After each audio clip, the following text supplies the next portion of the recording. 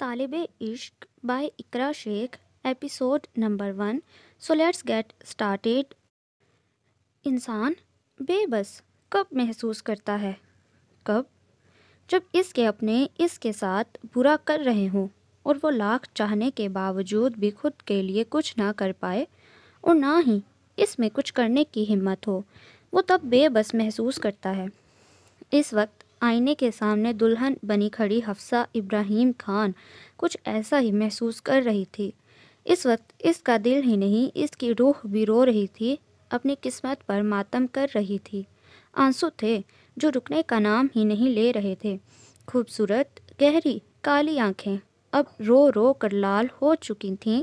Make up کے نام پر اب لپسٹک ہی باقی رہ گئی تھی. ایک لڑکی کے لیے اس کی شادی کا دن بہت خاص ہوتا ہے، نہ بھولنے والا لمحہ، پر اس کے لیے یہ کسی عذاب سے کم نہیں تھا. اس کا بس نہیں چل رہا تھا کہ وہ خود کو ختم کر دے. وہ یوں ہی کتنی دیر کھڑی آنسو بہاتی رہی کہ یکدم ہی کوئی اس کے روم کا دروازہ کھول کر اندر داخل ہوا. حفصہ نے گردن موڑ کر دیکھا تو آنے والی ہستی کو دیکھ کر اس کے آنسوؤں میں مزید روانی آئی. امی! وہ تیزی سے پلٹی، ان کے سینے سے جا لگی، پھر نہ رکنے والی سسکیوں کا سلسلہ شروع ہو گیا. وہ بھی اس کی طرح بے بس تھیں، مجبور تھیں. جتنا خلاف وہ شادی سے تھیں، اس سے کہیں زیادہ وہ تھی. چپ کرو حفصہ، یہ وقت رونے کا نہیں ہے، کچھ کرنے کا ہے، اس سے پہلے کہ دیر ہو جائے. اپنی ماں کی نرم آواز سن کر اس نے جھٹکے سے سر اٹھا کر ناسمجھی سے ان کی طرف دیکھا. وہ ان کے لفظوں پر غور کر رہی تھی. وہ کیا کرنے والی تھی اس کی سمجھ میں نہیں آیا، جبکہ وہ اچھی طرح جانتی تھی کچھ بھی ان دونوں کے ہاتھ میں نہیں تھا. یہ وقت حیران ہونے کا نہیں ہے بیٹا، تمہیں یہاں سے نکلنا ہوگا اس سے پہلے کہ وہ نکاح کے لیے یہاں آ جائے. جلدی کرو. وہ اس سے الگ ہوتی اس کے وارڈروب کی طرف بڑھی. انہوں نے اپنے شوہر کو سمجھانے کی بہت کوشش کی تھی، مگر وہ دولت کی ہوس میں اتنے اندھے ہو چکے تھے کہ انہیں صحیح اور غلط میں کوئی فرق نظر نہیں آ رہا تھا. امی، یہ آپ کیا کر رہی ہیں؟ یہ ناممکن ہے، اور میں کہاں جاؤں گی؟ اپنی ماں کی بات سمجھ میں آتے ہی وہ اپنا رونا بھول کر حیران پریشان سی ان کے پیچھے آ کھڑی ہوئی، جو بیگ میں اس کا ضروری سامان رکھ رہی تھی. کچھ بھی ناممکن نہیں ہے میری جان، اور میں اپنی آنکھوں کے سامنے تمہارا یوں سودا ہوتے نہیں دیکھ سکتی. ان کا لہجہ اس وقت بہت مضبوط تھا، اور شاید زندگی میں پہلی بار وہ یوں اپنی ماں کو کوئی فیصلہ لیتے ہوئے دیکھ رہی تھی، ورنہ اس نے ہمیشہ ہی اپنی ماں کو سر جھکا کر اپنے باپ کے ہر حکم کو مانتے ہوئے دیکھا تھا، چاہے اس میں اس کی ماں کی مرضی ہوتی تھی یا نہیں. پر امی، میں آپ کو ایسے چھوڑ کر نہیں جا سکتی، اور میں کہاں جاؤں گی؟ آپ کے علاوہ اور کون ہے میرا اس دنیا میں؟ ایک طرف تو اس کو سکون ملا تھا کہ وہ اس نکاح اس شخص سے محفوظ ہو جائے گی، مگر دوسری طرف اس کو اپنی ماں کی فکر ہوئی تھی. تم یہاں سے کہیں بھی چلی جاؤ، اپنے باپ کی پہنچ سے دور. اللہ بہت بڑا ہے حفصہ، وہ اس دنیا میں تمہارا ٹھکانہ بنا دے گا. انہوں نے بیگ اس کے ہاتھ میں دیا، محبت بھری نظروں سے اس کو دیکھنے لگی. اگر تمہارا نکاح ہو گیا تو میں شاید کبھی خود کو معاف نہیں کر پاؤں گی، یہ سوچ کر کہ میں اپنی بیٹی کے لیے کچھ نہیں کر پائی. اس لیے میری خوشی اسی میں ہے کہ تم یہاں سے چلی جاؤ. وہ اس کو لیے اس کے روم میں واحد کھڑکی کی طرف بڑھی جو مین گیٹ کی طرف کھلتی تھی. مہمانوں کا انتظام پچھلے لان میں کیا گیا تھا، اس لیے ادھر کا راستہ صاف تھا. امی، میں آپ کے بغیر کیسے رہ پاؤں گی؟ اپنی ماں کو یوں اس حال میں چھوڑ کر جانا اس کو صحیح نہیں لگ رہا تھا. میرے لیے بھی مشکل ہے بیٹا، پر تمہیں یہ کرنا ہوگا میرے لیے. انہوں نے آگے بڑھ کر اس کی پیشانی چومی. وہ اس کو کس طرح خود سے دور کر رہی تھیں یہ ان کا دل ہی جانتا تھا. اور ہاں، کچھ دنوں تک فون پر مجھ سے رابطہ کرنے کی کوشش بھی مت کرنا، تم سمجھ رہی ہو نا؟ انہوں نے اس کو آخری نصیحت کی اور کھڑکی سے باہر نکلنے میں مدد کی. اللہ تمہاری مدد کرے گا بیٹا، میری دعا تمہارے ساتھ ہے، اور میری فکر مت کرنا، تمہاری ماں بہت مضبوط ہے. انہوں نے مسکرا کر آخری الوداع کہا تھا، اور وہ ایک محبت اور درد بھری نگاہ ان پر ڈال کر وہاں سے نکلتی چلی گئی. اس نے مڑ کر نہیں دیکھا، اگر وہ دیکھ لیتی تو شاید اس کے لیے جانا مشکل ہو جاتا۔ اپنے آنسوؤں کو بے دردی سے رگڑتی وہ خان ولا کا گیٹ پار کر گئی تھی۔ جانتے بھی ہو کیا بکواس کر رہے ہو تم؟ ہاں بولو۔ وہ اپنے وکیل کی پوری بات سن کر ایک جھٹکے میں اس کی جانب پلٹا اور قہر آلود نظروں سے اس کو دیکھتا استفسار کر رہا تھا۔ اس وقت غصے کی وجہ سے اس کی رگیں تنی ہوئی تھیں۔ نوٹس میں یہی لکھا ہے، وہ صاف لفظوں میں اپنا حق مانگ رہی ہے۔ سائم اپنے ماتھے پر آئے پسینے کی ننھی ننھی بوندیں صاف کرتا بولا۔ وہ اس شہر کا نامی اور کامیاب وکیل تھا۔ بہت ہی کم عمر میں اس نے بہت نام کمایا، ہر کیس میں اس کو کامیابی حاصل تھی، مگر اس کے سامنے کھڑی ہستی بھی کوئی معمولی شخصیت نہیں تھی۔ وہ اسفند یار خان تھا، خان انڈسٹریز کا مالک، اس شہر کے رئیس اور پاورفل لوگوں میں سے ایک۔ اپنے ایک اشارے پر وہ کسی کا بھی کیریئر برباد کر سکتا تھا، شاید اس کا بھی۔ اسی لیے سائم افندی جیسا قابل انسان بھی اس کے سامنے گھبرا رہا تھا۔ کیا تم مجھے کھل کر بتا سکتے ہو کہ وہ کیسا حق مانگ رہی ہے؟ جہاں تک مجھے لگتا ہے اس پر میرا یا مجھ سے جڑی کسی بھی چیز کا کوئی حق نہیں۔ وہ اپنے چہرے پر ہاتھ پھیرتا اپنے غصوں کو کم کرنے کی کوشش کر رہا تھا۔ ابھی تو وہ اپنے ماضی سے باہر نکل ہی نہیں پایا تھا کہ اس کا ماضی پھر سے دستک دے رہا تھا۔ انہوں نے کسٹڈی کے لیے کیس فائل کیا ہے، اور وہ ابھی اس کا جملہ مکمل نہیں ہو پایا تھا کہ وہ کسی شیر کی طرح اس کے کالر کو اپنی مٹھی میں دبوچ چکا تھا۔ کیا بکواس ہے یہ؟ کیسی کسٹڈی؟ کیسا کیس؟ کیسا حق؟ اتنے سالوں بعد وہ ہوتی کون ہے اپنا حق مانگنے والی؟ وہ کسی زخمی شیر کی طرح گرایا۔ اگر اس وقت وہ اس کے سامنے ہوتی تو یقیناً اپنی آخری سانسیں گن رہی ہوتی۔ وہ ماں ہے اور کورٹ اس کو پوری طرح اجازت دیتا ہے کہ اپنا حق مانگے۔ سائم جیسا سمجھدار سلجھا ہوا وکیل بھی اس کے سامنے اپنی بات نہیں رکھ پا رہا تھا۔ 5 سال پہلے اس کے اندر کی ماں کہاں غائب ہو گئی تھی، اور اب اچانک 5 سال بعد اسے اپنا حق یاد آ گیا۔ وہ اس کے کالر کو ایک جھٹکے سے چھوڑتا اپنے روم میں موجود گلاس وال کے قریب آ کھڑا ہوا، جہاں سے وہ شہر کا خوبصورت نظارہ دیکھ سکتا تھا۔ آپ اس بارے میں کچھ نہیں کر سکتے اور نہ انہیں کورٹ میں جانے سے روک سکتے ہیں۔ سائم پریشانی سے اپنی پیشانی مسلتا ہوا بولا۔ وہ خود بھی نوٹس دیکھ کر کافی حیران ہوا تھا۔ وہ اسفند کا پرسنل لائر تھا اور وہ خود بھی کوئی راہ تلاش نہیں کر پا رہا تھا۔ تو تمہیں میں نے کس کام کے لیے رکھا ہوا ہے؟ یہ سوچنے کا کام تمہارا ہے کہ اس کیس کو کیسے ختم کرنا ہے۔ وہ سامنے منظر پر نظریں گاڑے بولا، لہجے میں سختی تھی۔ آپ پریشان نہ ہوں سر، میں کوئی نہ کوئی سولوشن ضرور ڈھونڈ لوں گا، مجھے بس کچھ وقت کی مہلت دیں۔ وہ اسفند کے غصے سے اچھی طرح واقف تھا اور اسے اس کیس کو جیتنے کے لیے کچھ نہ کچھ تو سوچنا ہی تھا۔ ویسے بھی اس کو اپنی نوکری بہت عزیز تھی۔ کچھ بھی کرو، اس مسئلے کا کوئی حل نکالو، اور ہاں، فیصلہ میرے حق میں ہی ہونا چاہیے۔ اس بار وہ اس کی جانب پلٹا اور انگلی اٹھا کر اس کو وارن کرنے والے انداز میں بولا۔ ڈونٹ وری سر، ایسا ہی ہوگا۔ وہ ٹیبل سے فائل اٹھاتا واپس جانے کے لیے پلٹا۔ اور ہاں، ایک آخری بات، اسفند یار خان نے آج تک ہارنا نہیں سیکھا۔ میں تمہیں صرف 2 دن دیتا ہوں۔ اگر 2 دن میں تم نے مجھے کوئی اچھی خبر نہیں سنائی تو اس شہر اور ملک میں اور بھی قابل وکیل موجود ہیں میرا کام کرنے کے لیے۔ اس بار وہ اس کو باہر جانے کا اشارہ کرتا پھر سے گلاس وال کی جانب مڑ گیا۔ آج صبح ہی جب وہ آفس میں آیا تھا تو اس کے ٹیبل پر رکھے نوٹس کو دیکھ کر اس کا غصے سے برا حال ہو گیا۔ وہ اس کو سب کچھ دینے کو تیار تھا، مگر وہ جو اس سے مانگ رہی تھی، اسفند اس کو کسی بھی قیمت پر دینے کو تیار نہیں تھا، اور وہ اس کیس کو جیتنے کے لیے کچھ بھی کر سکتا تھا، کچھ بھی۔ عمل، مجھے نہیں لگتا ہم ٹھیک کر رہے ہیں۔ ہمیں واپس چلے جانا چاہیے اس سے پہلے کہ کوئی گڑبڑ ہو جائے۔ ہم کینٹین میں ہی کچھ کھا لیں گے نا؟ وہ خوف زدہ نظروں سے ادھر ادھر دیکھتی ہوئی اپنی واحد دوست کے پیچھے لپکی جو آج اس سے کچھ نیا کروانے کے جوش میں تھی۔ کم آن این، تم تو ایسے ڈر رہی ہو جیسے میں تم سے کوئی غیر قانونی کام کروا رہی ہوں۔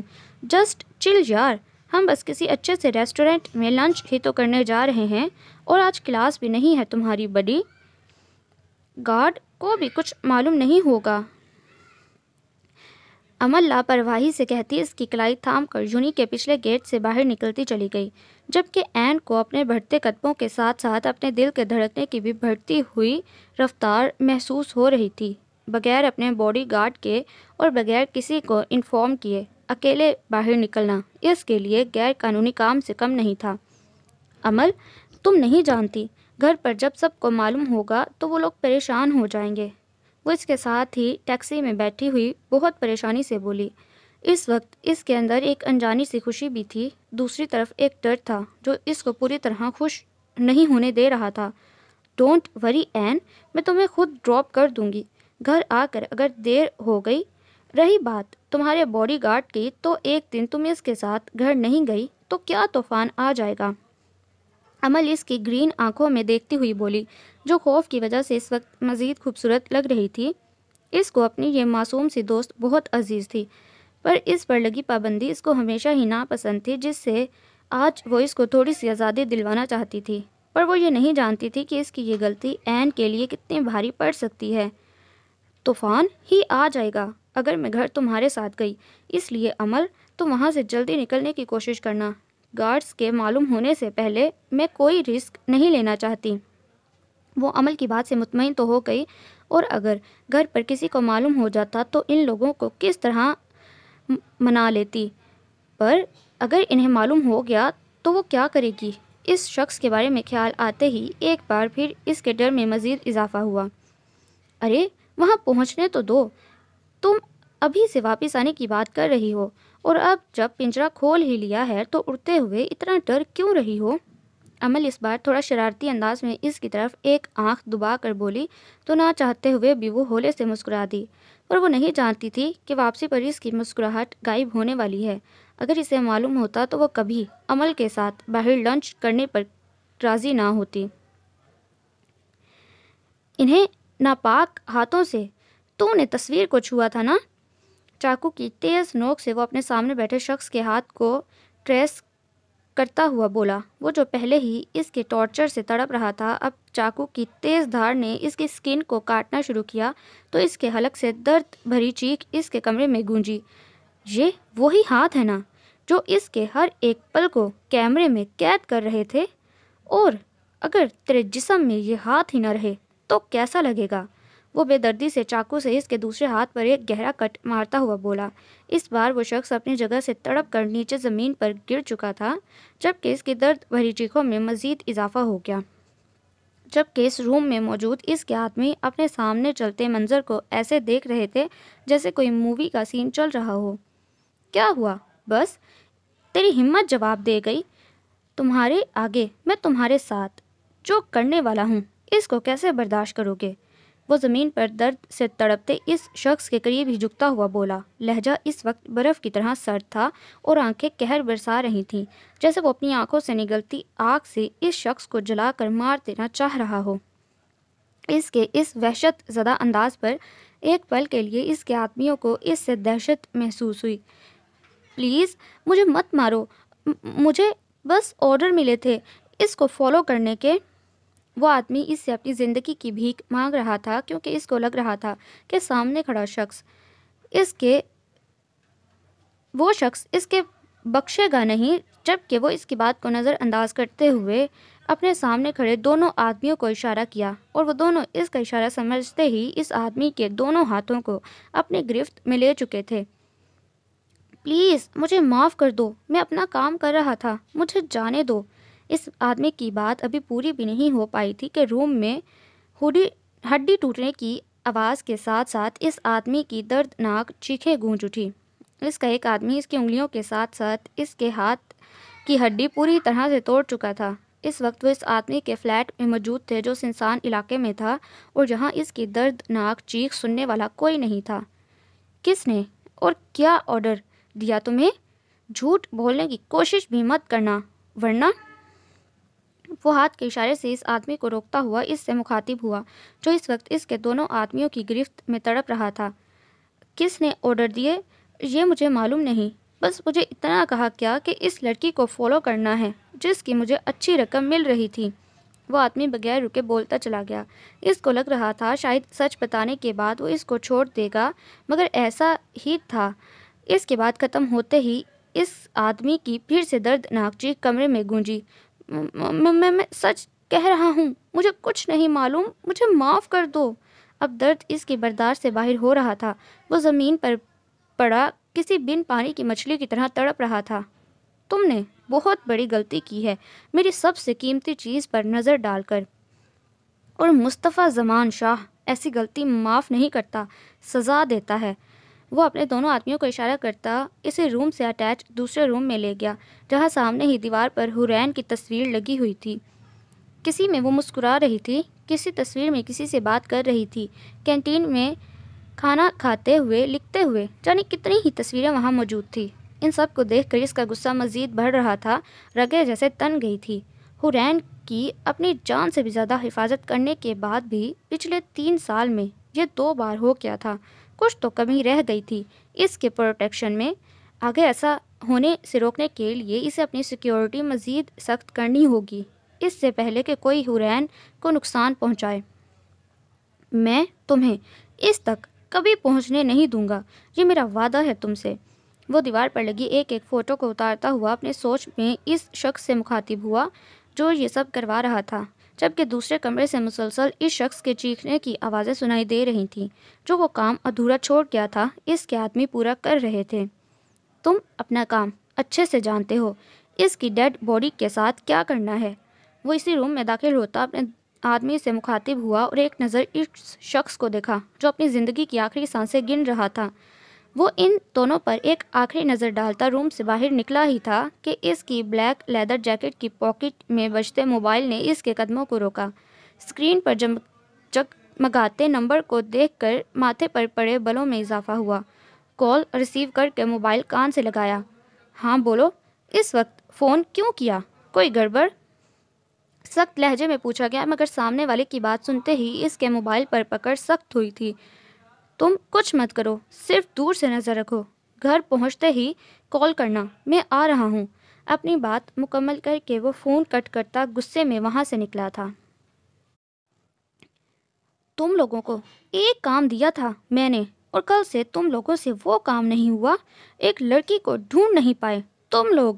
ابراہیم خان کی گرجدار آواز پورے خان ولا میں گونجی۔ ان کا بس نہیں چل رہا تھا کہ وہ سامنے کھڑے اپنے آدمی کا قتل ہی کر دیتا۔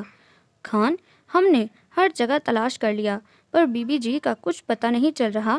ابھی میرے اور بھی آدمی ان کی تلاش میں لگے ہیں۔ وہ ابراہیم خان کا خاص آدمی تھا، اس لیے اس کے سامنے بولنے کی ہمت کر گیا، ورنہ باقی تو خاموشی سے سر جھکائے کھڑے تھے۔ کسی میں اپنے مالک کے سامنے بولنے کی ہمت نہیں تھی۔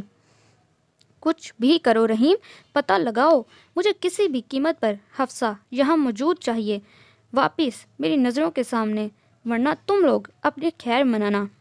ابراہیم خان غصے سے اپنی مٹھی بھینچتا ہوا بولا، کل سے ان کی یہی حالت تھی۔ کل رات سے وہ ایک لمحہ بھی سکون سے نہیں بیٹھے تھے، اور کیسے بیٹھتے؟ ان کی بیٹی جو ان کا سکون اپنے ساتھ لے گئی تھی۔ تم ان کے ساتھ کچھ کرو یا نہ کرو ابراہیم، پر اگر یہ لوگ حفصہ کو تلاش نہیں کر پائے تو ان لوگوں کو مجھ سے کوئی نہیں بچا سکتا، اس لیے ان لوگوں کی بہتری اسی میں ہے کہ یہ لوگ اپنا کام اچھے سے کریں۔ کب سے اپنے غصے کو خاموشی سے ضبط کرتا شمس خان اپنی جگہ سے کھڑا ہوتے گرایا۔ آج دوسری بار حفصہ نے اس کو ٹھکرایا تھا، اس کو اتنے لوگوں کے سامنے ذلیل کیا تھا۔ وہ اس کا سالوں سے خواہش مند تھا، اور اپنی اس خواہش کو پورا کرنے کے لیے اس نے ابراہیم خان اور اس کی کمپنی کو اس مقام پر لا کھڑا کر دیا تھا کہ وہ اس کے پروپوزل کو انکار کر ہی نہیں سکتا تھا، کیونکہ وہ جانتا تھا کہ ابراہیم خان کے لیے دولت اپنی اولاد کی خوشی سے زیادہ معنی رکھتی ہے۔ اس کو بے صبری سے اس لمحے کا انتظار تھا جب وہ اس لڑکی کا گھمنڈ مٹی میں ملا دیتا، جس گھمنڈ سے اس نے پہلی بار شمس کو ٹھکرایا تھا، مگر ایک بار پھر وہ اس کی تذلیل کر کے اس کے ہاتھ سے نکل گئی تھی۔ شمس، تم فکر نہ کرو، میں اس کو ڈھونڈ لوں گا اور تمہارے سامنے لا کھڑا کروں گا، بس مجھے وقت دو۔ ہارون اس کے غصے کو دیکھتے ہوئے بہت آرام سے بولا، جتنا غصہ اس کے باپ کو حفصہ کے نکاح سے بھاگ جانے پر تھا، اس سے کہیں زیادہ اس کو تھا۔ فکر مجھے نہیں، تمہیں کرنی چاہیے ہارون ابراہیم خان۔ تمہاری بہن کے بھاگ جانے سے نقصان تمہارا ہوگا، میرا نہیں۔ چہرے پر ایک مغرور سی مسکراہٹ لیے وہ طنزیہ انداز میں بولا، جبکہ اس کی بات پر ابراہیم خان پریشانی سے اپنی پیشانی مسلتا ہوا اپنی جگہ سے کھڑا ہوا۔ کچھ سالوں سے ان کی کمپنی کو بہت نقصان ہو رہا تھا۔ شمس کا حفصہ کے لیے آیا پروپوزل انہوں نے فوراً قبول کر لیا، یہ جاننے کے باوجود بھی کہ اس کی معاشرے میں عزت کتنی خراب تھی۔ وہ ایک عیاش قسم کا آدمی تھا، پر ابراہیم خان کے لیے اگر دنیا میں کچھ عزیز تھا تو وہ اپنی کمپنی اور نام، جس کے لیے وہ اپنی بیٹی کی زندگی کے بارے میں بھی نہیں سوچ رہا تھا۔ ویسے تم گھبراؤ مت، میں اپنی ہونے والی بیوی کو اتنی آسانی سے چھوڑنے والا نہیں، اتنی بے عزتی کے بعد تو بالکل نہیں۔ اگر حفصہ ابراہیم خان کا نکاح ہوگا تو صرف شمس خان سے۔ وہ ایک ایک لفظ پر زور دیتا اس کمرے میں موجود ہر فرد کی طرف دیکھتا ہوا بولا۔ اس کے لہجے اور انداز میں سے چنگاریاں نکلتی محسوس ہو رہی تھیں، جبکہ اس کی بات پر کمرے کے کونے میں کھڑی رخسار بیگم نے افسوس بھری نظر اپنے بیٹے اور شوہر پر ڈالی۔ ان کے لیے حفصہ کی خوشی، اس کے آنسو اتنے معنی نہیں رکھتے تھے جتنا اس نکاح سے ملنے والا فائدہ۔ اب ان کو حفصہ کو یہاں سے بھگانے کا کوئی افسوس نہیں ہو رہا تھا، اور ان کے لیے یہ بات بھی سکون کا باعث ہی بنی تھی کہ ابراہیم کو ان پر کوئی شک نہیں ہوا۔ اس طرف سے وہ بالکل مطمئن ہو چکی تھیں۔ وہ لوگ مزید بھی کچھ بول رہے تھے مگر رخسار بیگم سے وہاں رکا نہیں گیا۔ وہ اپنی سسکی دباتی وہاں سے اٹھ کر چلی گئیں۔ ان کی بیٹی ان لوگوں سے دور تھی، یہی ان کے لیے کافی تھا۔ حورین، حورین! وہ غصے میں دندناتا گھر میں داخل ہوا۔ اس وقت اس کی گرجدار آواز پورے شاہ ہاؤس میں گونج رہی تھی۔ حورین، باہر آؤ فوراً! اس طرح چھپنے سے تم مجھ سے بچ نہیں سکتی۔ وہ سیڑھیاں چڑھتا اوپر اس کے کمرے کی جانب بڑھا، جانتا تھا کہ وہ اس وقت کمرے میں ہی ہوگی۔ مصطفیٰ، رک جاؤ، اس وقت تم بہت غصے میں ہو اور وہ بھی ڈری ہوئی ہے۔ اس وقت اس سے بات کرنا صحیح نہیں ہوگا۔ داؤد حسن کی آواز پر اس کے تیزی سے بڑھتے قدم رکے۔ یہ جاننے کے باوجود میں اس وقت کہاں اور کیا کر کے آ رہا ہوں، تم مجھے کیسے روک سکتے ہو؟ وہ ان کی جانب پلٹتا ہوا گویا ہوا اگر اس وقت داؤد کی جگہ کوئی اور ہوتا تو وہ اس کی بات نہیں سنتا، پر سامنے کھڑا شخص اس کی زندگی میں بہت اہمیت رکھتا تھا، اس لیے وہ اس کے ماں باپ دونوں تھے۔ میں سب جانتا ہوں، پر تم اس کی حالت دیکھو۔ جب سے اس کو معلوم ہوا ہے کہ اس کے یونی سے نکلنے کی خبر تمہیں لگ چکی ہے تو اس کا رو رو کر برا حال ہو گیا۔ اس وقت وہ بہت ڈری ہوئی ہے اور تم سے خوف زدہ ہے۔ داؤد حسن بہت رسان سے اس کو سمجھا رہے تھے، پر اس کا غصہ کم ہونے والا نہیں تھا۔ اگر اس لڑکی کی یہی حرکتیں رہی نا تو ایک دن یہ لڑکی کسی اور کے نہیں میرے ہاتھوں ہی فنا ہو جائے گی۔ اس نے حورین کے کمرے کے دروازے کے ہینڈل کو سختی سے پکڑا تھا۔ اگر اسے معلوم ہو جائے تم یہ سب اس کے لیے کیوں کر رہے ہو تو وہ کبھی بھی ایسی حرکت نہیں کرے گی، اس لیے آرام سے بات کرنا۔ وہ اس کو مزید ہدایت دیتے وہاں سے چلے گئے تو اس کا غصہ پھر سے بڑھ گیا۔ اس نے سختی سے اس کے کمرے کا دروازہ بجایا۔ حورین، دروازہ کھولو، مجھے معلوم ہے تم مجھے سن رہی ہو۔ اس کی آواز میں پھر سے سختی آ گئی، پر اندر سے کوئی جواب موصول نہیں ہوا تو اس نے پھر سے دروازہ بجایا۔ تمہیں کیا لگتا ہے یہ بے جان دروازہ مجھے تم تک پہنچنے سے روک سکتا ہے؟ حورین جو خاموشی سے کھڑی دروازے کو ہی دیکھ رہی تھی اس بار بند دروازے کی دوسری طرف سے آتی۔ اس کی سرد آواز پر جی جان سے کام گئی، دھڑکنیں پہلے سے ہی بہت زیادہ تیز ہو گئیں۔ اس وقت اس کو ایسا لگ رہا تھا کہ وہ میلوں کا سفر طے کر کے آئی ہو۔ اگر تم ایسا سوچتی ہو تو یہ تمہاری بہت بڑی بھول ہے، اس لیے دروازہ کھولو ورنہ مجھے اپنا طریقہ آتا ہے اسے کھولنے کے لیے۔ اس بار اس کی آواز کے ساتھ ساتھ اس کا لہجہ بھی بہت سخت ہو گیا تھا، اور اس کے لہجے کی سختی سے دروازے سے لگی کھڑی حورین کو اپنی ٹانگوں سے جان نکلتی محسوس ہوئی۔ وہ جانتی تھی کہ غلطی اس نے کی تھی، پر وہ اس وقت اپنی ملنے والی سزا سے ڈر رہی تھی، اور ڈرتی بھی کیوں نہ۔ دروازے کے اس پار کھڑا وہ ہارٹ آف سٹون اپنی ایک کسولی نظر سے اس کی روح تک فنا کر سکتا تھا۔ اللہ، اب میں کیا کروں؟ پلیز کسی کو میری مدد کے لیے بھیج دو، پلیز۔ وہ اپنی نازک انگلیوں کو مروڑتی واش روم کی جانب بڑھی، جانتی تھی کہ یہ دروازہ کسی بھی وقت کھل سکتا تھا، اور وہ اس وقت اس کے سامنے آنے سے خوف زدہ تھی جو خطرناک حد تک غصے میں لگ رہا تھا۔ ابھی اس نے قدم بڑھایا ہی تھا کہ دھاڑ کی آواز پر اس کے کمرے کا دروازہ کھلا۔ اس نے گھبرا کر مڑ کر دیکھا تو اس کے قدم اپنی ہی جگہ جم گئے۔ سامنے ہی وہ کھڑا تھا، قہر آلود نظروں سے اس کو گھورتا۔ غصے کی وجہ سے اس کی آنکھیں حد درجہ لال ہو چکی تھیں اور دروازہ پوری طاقت لگا کر کھولنے کی وجہ سے وہ گہرے گہرے سانس لے رہا تھا، جبکہ دونوں ہاتھوں کی سختی سے مٹھی بھینچے وہ اپنا غصہ ضبط کرنے کی کوشش کر رہا تھا۔ دیکھیں، میری کوئی غلطی نہیں، وہ میں نے منع کیا تھا۔ اس کو اپنے قریب بڑھتا دیکھ کر وہ بمشکل اپنی بات مکمل کر پائی، جبکہ وہ اس کی وضاحت کو نظر انداز کرتا آہستہ آہستہ اس کی جانب بڑھ رہا تھا۔ لیکن پھر بھی تم گئیں، یہ جاننے کے باوجود کہ تم غلطی کر رہی ہو اور تمہاری اس غلطی کی تمہیں سزا مل سکتی ہے۔ وہ ایک ایک لفظ پر زور دیتا اس کے نزدیک جا رہا تھا اور وہ ڈر خوف کی وجہ سے اپنے قدم پیچھے کی جانب بڑھا رہی تھی۔ پلیز مجھے معاف کر دیں، مجھے نہیں جانا تھا، پر اس کے پاس جیسے لفظ ختم ہو گئے تھے اپنی صفائی پیش کرنے کے لیے، مگر جب اس کی کمر واش روم کے دروازے سے ٹکرائی تو وہ اپنے خشک پڑتے لبوں پر زبان پھیرتی ہوئی بولی۔ نگاہیں ادھر ادھر بچنے کی کوئی راہ تلاش کر رہی تھیں، جبکہ وہ اس کی ایک ایک حرکت کو نوٹ کرتا، اس کے نازک وجود کے ارد گرد بازو رکھتا، اس کے فرار کی راہ بند کر چکا تھا۔ اس وقت اس کو اپنے سامنے صحیح سلامت دیکھ کر اس کو کتنا سکون ملا تھا، یہ وہی جانتا تھا۔ اگر آج اس کو ذرا سی بھی چوٹ لگ جاتی تو وہ نہ جانے کیا کر بیٹھتا۔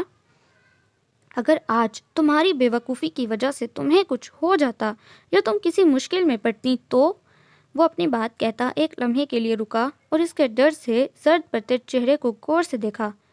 تو تمہاری قسم، آج تمہارا وہ حال کرتا کہ تمہیں مجھ سے کوئی نہیں بچا سکتا تھا، کوئی بھی نہیں۔ اس کے لہجے میں واضح وارننگ تھی، جبکہ اس کا آخری جملہ سن کر اس نازک لڑکی کا حلق تک خشک پڑ گیا۔ وہ اس کو سخت نظروں سے گھورتا مزید اس کے قریب ہوا۔ اب دونوں کے درمیان فاصلہ کافی کم رہ گیا، جبکہ اس کی اس قدر قربت پر اس معصوم کا دل بری طرح دھڑکنے لگا۔ خوف کی جگہ ایک عجیب سے احساس نے لے لی۔ آئندہ ایسا نہیں ہوگا، میں وعدہ کرتی ہوں۔ اس کی اتنی قربت سے وہ گھبرا رہی تھی، اس سٹون مین کے آگے ہمیشہ ہی اس کی حالت ایسی ہو جاتی۔ میں آئندہ ایسی نوبت ہی نہیں آنے دوں گا، مائی لٹل پرنسس۔ اس کی کامتی آواز سن کر وہ طنزیہ مسکرایا اور اس سے 1 انچ کے فاصلے پر آ رکا، جبکہ وہ ناسمجھی سے اس کی طرف دیکھنے لگی۔ کیا مطلب ہے آپ کا؟ اس کی گرم سانسیں اپنے چہرے پر محسوس کر کے اس نے اپنے چہرے سے آگ سے نکلتی محسوس کی۔ مطلب یہ کہ آج سے تمہارا یونٹ جانا بند، تم گھر سے ہی پڑھائی کرو گی اور 1 ہفتے کے لیے تم اس کمرے سے نہیں نکل سکتی۔ وہ اس کی پیشانی پر موجود نشان پر اپنی انگلی پھیرتا ہوا بولا۔ اس کے اس خوبصورت چہرے پر یہ نشان اس کی وجہ سے ہی تھا۔ آپ ایسا نہیں کر سکتے۔ اس کی انگلی کا پرحدت لمس اپنی پیشانی پر محسوس کر کے اس کے پورے بدن میں سنسناہٹ سی دوڑ گئی۔ میں بہت کچھ کر سکتا ہوں، چاہوں تو تمہیں اس کمرے میں باندھ کر بھی رکھ سکتا ہوں تمام زندگی، اور تم کچھ نہیں کر سکتی۔ وہ چہرے پر ایک دل جلانے والی مسکراہٹ لیے اس سے دور ہوا اور اس کی بات پر وہ جیسے ہوش میں آئی۔ یہ تمہاری سزا ہے، بغیر میری اجازت کے باہر جانے کی، اور آگے کے لیے بھی میں نے سوچ لیا ہے۔ وہ سخت نظروں سے اس کو گھورتا اس کے کمرے سے نکلتا چلا گیا۔ اس کو ڈر تھا کہ اگر وہ مزید وہاں رکتا تو یقیناً وہ اس کو تکلیف پہنچا دیتا، پر وہ اپنی حورین کو اپنے غصے سے ہی نہیں بلکہ خود سے بھی بچا کر رکھنا چاہتا تھا۔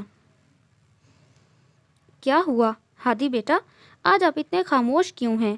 آپ کو یہاں آ کر اچھا نہیں لگا؟ حیات صاحب نے کب سے خاموش بیٹھے اپنے جان سے بھی عزیز پوتے کی طرف دیکھ کر کہا، جو آج کافی خاموش اور اداس لگ رہا تھا۔ ایسی بات نہیں ہے دادو، مجھے لگتا ہے یہاں آ کر۔ اس کے معصوم سے جواب پر حیات خان کھل کر مسکرا دیے۔ اس وقت وہ دونوں اپنے گھر کے قریب ہی پارک میں موجود تھے۔ حیات صاحب اکثر شام کے وقت اس کے ساتھ یہاں واک کے لیے آتے۔ اگر ایسی بات ہے تو آپ آج دوستوں کے ساتھ کھیلنے کے بجائے یہاں ہمارے ساتھ کیوں بیٹھے ہیں؟ انہوں نے اس کا چہرہ اپنے ہاتھوں کے پیالے میں لیتے ہوئے بہت ہی محبت سے اس کی طرف دیکھا۔ آج اس کی گہری نیلی آنکھوں میں ایک اداسی تھی جو ان کی نظروں سے چھپی نہ رہ سکی۔ اپنے دوستوں کے ساتھ تو میں روز ہی کھیلتا ہوں، آج میں اپنے پیارے سے دادو کے ساتھ کھیلوں گا۔ اس بار اس کے جواب پر حیات خان کھل کر مسکرا دیے۔ اس کی بات سن کر کوئی یہ نہیں کہہ سکتا تھا کہ 5 سال کا بچہ بات کر رہا ہے۔ پڑھائی میں ذہین ہونے کے ساتھ ساتھ وہ ایک سمجھدار بچہ تھا۔ نین نقوش بالکل اپنے باپ جیسے تھے حیات صاحب نے دل ہی دل میں اس کی نظر اتاری۔ پہلے ددو کے پاس بیٹھے ہو تو انہیں اپنی اداسی کی وجہ بتا دو۔ میری جان، آپ کا یہ اداس چہرہ دیکھ کر مجھے اچھا نہیں لگ رہا۔ انہوں نے بہت ہی محبت سے اس کی پیشانی سے بکھرے بالوں کو ہٹایا۔ میں ڈیڈ سے ناراض ہوں۔ انہوں نے مجھ سے وعدہ کیا تھا کہ وہ مجھے اس بار سینٹرل پارک لے کر جائیں گے، پر وہ اپنا وعدہ بھول گئے۔ وہ اچھے ڈیڈ نہیں ہیں، انہوں نے وعدہ توڑا ہے۔ وہ ناراضگی سے کہتا اپنی جگہ سے اٹھ کھڑا ہوا۔ اس کا انداز ایسا تھا جیسے وہ اپنے ڈیڈ کو ناراضگی سے دیکھ رہا ہو۔ اوہ، تو یہ بات ہے، آنے دو آپ کے ڈیڈ کو گھر پر، دیکھنا میں کیسے ان کے کان پکڑ کر کھینچتا ہوں۔ ہمارے پوتے سے وعدہ توڑنے کی سزا ملے گی انہیں۔ وہ اپنی جگہ سے اٹھ کر اس کے نزدیک آ کھڑے ہوئے۔ حیات صاحب اپنے بیٹے کی مصروفیت کو سمجھتے تھے، پر اپنی اسی مصروفیت کی وجہ سے وہ اپنے بیٹے سے دور ہوتا جا رہا تھا۔ پر انہیں اس بات کا بھی اندازہ تھا کہ جتنا ان کا بیٹا اپنے باپ کی توجہ کے لیے تڑپتا ہے، ان کے بیٹے کو بھی اس سے اتنی ہی محبت تھی، بس اپنے کام کی وجہ سے مجبور تھا۔ پر جب ڈیڈ مجھ سے خفا ہوتے ہیں تو میں اداس ہو جاتا ہوں۔ اگر آپ ان سے خفا ہوئے تو ڈیڈ بھی اداس ہو جائیں گے، اس لیے آپ انہیں مت ڈانٹنا دادو۔ اس کی اس بات پر حیات صاحب کو اس پر بے پناہ پیار آیا۔ وہ جانتے تھے ہادی اپنے ڈیڈ کے لیے بہت زیادہ حساس ہے اور اپنے باپ کی ناراضگی اسے اداس اور کر دیتی ہے، اس لیے فوراً ہی اس کی حمایت میں بول پڑا تھا۔ چلو، اگر تم کہتے ہو تو میں تمہارے ڈیڈ کے کان نہیں کھینچوں گا۔ اب تو خوش ہو نا؟ انہوں نے بہت ہی محبت سے اس کے ننھے ننھے ہاتھوں کو اپنے ہاتھوں میں لے کر دبایا۔ اچھا چلو، مجھے اب یہ بتاؤ کہ تمہارے اس اداس چہرے پر مسکراہٹ لانے کے لیے کیا کروں؟ وہ اس کا ہاتھ تھام کر پارک کے باہری گیٹ کی طرف بڑھے۔ آپ کو کچھ نہیں کرنا، بس مجھے آئس کریم کھلا دیں اور ڈیڈ کو معلوم نہیں ہونا چاہیے، ورنہ تو آپ جانتے ہی ہیں۔ وہ روڈ کے دوسرے جانب موجود آئس کریم شاپ کی طرف دیکھ کر بولا۔ اتنے وقت میں پہلی بار اس کے چہرے پر مسکراہٹ آئی تھی اور حیات صاحب اس کے چہرے کی یہ مسکراہٹ چھیننا نہیں چاہتے تھے، اس لیے اس کی طرف دیکھ کر مسکرائے اور ان کی اجازت ملتے ہی وہ تیزی سے ہاتھ چھڑا کر اس شاپ کی طرف بھاگا۔ ہادی بیٹا، بھاگو مت، تمہیں چوٹ لگ جائے گی۔ اس کی تیزی پر وہ پریشانی سے بولے۔ شام کا وقت تھا، روڈ پر کافی تیزی سے کاریں آ جا رہی تھیں۔ حیات صاحب تیزی سے اس کی طرف بڑھ رہے تھے جب ان کی نظر سامنے سے آتی ایک تیز کار پر پڑی جو ہادی کی طرف بڑھ رہی تھی۔ ہادی بیٹا، سامنے دیکھو۔ پل میں حیات صاحب کو اپنا دل بند ہوتا محسوس ہوا۔ ان کے قدموں میں مزید تیزی آ گئی، مگر وہ کار ان کے قدموں سے بھی تیز تھی۔ لمحوں کا کھیل تھا۔ ہادی! ان کی چیخ تھی جو اس جگہ گونجی تھی۔ تو بتایا اس نے کچھ؟ حرین کا پیچھا کرنے کے پیچھے اس کا کیا مقصد تھا؟ اسفند اس کے برابر والے سنگل صوفے پر بیٹھا اس سے استفسار کر رہا تھا، جو نظریں سامنے دیوار پر لگی پینٹنگ پر گاڑے کسی گہری سوچ میں گم تھا۔ اسفند کی آواز پر وہ جیسے ہوش میں آیا۔ وہ حرین کے ہر لمحے کی خبر اس تک پہنچا رہا تھا، اور اتنے دن تک میں خبر رہا۔ اگر وہ اس تک پہنچ جاتا تو… اس نے غصے میں ایک زوردار پنچ اپنے سامنے رکھی ٹیبل پر ماری۔ آج اس کا غصہ کم ہونے کا نام نہیں لے رہا تھا۔ اتنی سیکیورٹی رکھنے کے بعد بھی اس سے کہاں غلطی ہو گئی؟ جب تک تم حرین کے ساتھ ہو، کوئی اس کی طرف آنکھ اٹھا کر نہیں دیکھ سکتا۔ چوٹ پہنچانا تو دور کی بات ہے۔ وہ اس کے چوڑے مضبوط کندھے کو تھپ تھپا کر اس کا غصہ کم کرنے کی اپنی ناکام سی کوشش کر رہا تھا۔ اور وہ اور مصطفیٰ بچپن کے دوست تھے۔ جس طرح دونوں کے والد میں گہری دوستی تھی، اس طرح ان کی دوستی بھی بہت گہری تھی۔ دونوں میں بالکل بھائیوں کی طرح محبت تھی۔ وہ اس کے درندے والے روپ سے بھی اچھی طرح واقف تھا۔ اس کے حفاظت کے لیے میں کچھ بھی کر سکتا ہوں اسفند، چاہے اس کے لیے مجھے اس کو گھر میں بند کر کے ہی کیوں نہ رکھنا پڑے۔ وہ اپنے بالوں میں ہاتھ پھیرتا اپنے اندر کی بے چینی کو کم کرنے کی کوشش کر رہا تھا۔ تمہیں مجھے یہ بتانے کی ضرورت نہیں ہے تم حرین کی حفاظت کے لیے کس حد تک جا سکتے ہو، میں اچھی طرح واقف ہوں۔ وہ ایک نظر اپنے دوست پر ڈالتا بولا۔ وہ اتنے سالوں سے حرین کے لیے اس کی فکر دیکھتا آ رہا تھا۔ وہ اس کے لیے بہت پوزیسو تھا۔ حرین اس کے لیے بھی بہت خاص تھی، اس لیے اس کا اتنا غصہ ہونا بھی جائز تھا۔ ویسے مصطفیٰ، حرین کے لیے تمہارا پوزیسو ہونا اچھی بات ہے، پر تم کبھی کبھی کچھ زیادہ ہی کر جاتے ہو، یہ سوچے سمجھے بغیر کہ تمہارے رد عمل سے اس پر کیا اثر پڑتا ہوگا۔ اس کی حفاظت کرتے کرتے ایک دن تم اسے خود سے دور کر دو گے، یہ جاننے کے باوجود کہ حورین کا تمہارے علاوہ اس دنیا میں کوئی نہیں ہے۔ وہ ایک لمحے کے لیے رکا اور مصطفیٰ کے چہرے کی طرف دیکھا، جس کے تاثرات بالکل سخت تھے، جیسے وہ اندر اپنے آپ سے لڑ رہا ہو۔ اور اب تمہارے پاس بھی ایک وہ ہی باقی رہ گئی ہے، اس لیے تم اس کا سہارا بنو، اپنے قریب کرو اس کو۔ وہ اس کو ادھر سے ادھر ٹہلتا ہوا دیکھ کر بولا۔ اس نے حورین کے لیے جو فیصلہ لیا تھا، اسے سن کر وہ خود بھی حیران تھا۔ نہیں اسونت، اس کی بھلائی اسی میں ہے کہ وہ مجھ سے دور رہے۔ میں جس آگ میں جل رہا ہوں، وہ آگ اسے بھی جلا دے گی۔ میری زندگی کے صرف دو ہی مقصد ہیں، حورین کی حفاظت اور اس آدمی کی بربادی جس کی وجہ سے میری خوشیاں برباد ہو گئیں۔ اس وقت اس کے چہرے کے تاثرات بہت سخت تھے اور اسونت اچھے سے جانتا تھا اس وقت اس کے اندر کیا جنگ چل رہی ہے۔ ماضی میں جو ہوا تم اسے بدل نہیں سکتے مصطفیٰ، یہ ضروری نہیں کہ آگے چل کر ویسا ہی ہو جیسا تم سوچ رہے ہو، پر میں تمہیں بدلہ لینے سے نہیں روک رہا۔ وہ اس کو ہر بار کی طرح اپنی بات سمجھانے کی کوشش کر رہا تھا۔ جہاں تک مجھے لگتا ہے تم نے مجھے یہاں اپنی بات کرنے کے لیے بلایا تھا۔ اگر تمہیں میرے بارے میں بات کرنی ہے تو اس وقت میرے پاس بالکل وقت نہیں۔ ہر بار کی طرح وہ آج بھی اس بات سے بچنے کے لیے اپنی بات کہتا دروازے کی جانب بڑھا۔ اس نے اپنے بیٹے کی کسٹڈی کے لیے کیس فائل کیا ہے۔ ابھی اس کا ہاتھ دروازے کے ہینڈل پر ہی تھا جب اسونت کی بات پر مصطفیٰ تیزی سے اس کی جانب بڑھا۔ کیا تمہیں اس کی واپسی کا معلوم ہے؟ اس کو خاموشی سے کھڑا دیکھ کر اسونت مزید بولا۔ جانتا تھا کہ وہ اب اپنی بات نہیں کرے گا، اس لیے اس نے مصطفیٰ کو یہاں بلانے کا مقصد بتایا۔ نہیں، ان گزرے 5 سالوں میں اس نے مجھ سے کوئی رابطہ نہیں کیا۔ اب وہ اپنی پریشانی بھلا کر پوری طرح سے اس کی طرف متوجہ ہوا۔ اب تم کیا کرو گے؟ وہ اس سے بس اتنا ہی پوچھ پایا تھا، مزید کچھ کہنے کی اس نے کوشش نہیں کی۔ میری وکیل سے بات ہوئی ہے، کوئی نہ کوئی راستہ ضرور نکلے گا، پر میں کسی بھی قیمت پر اس کو یہ کیس جیتنے نہیں دوں گا۔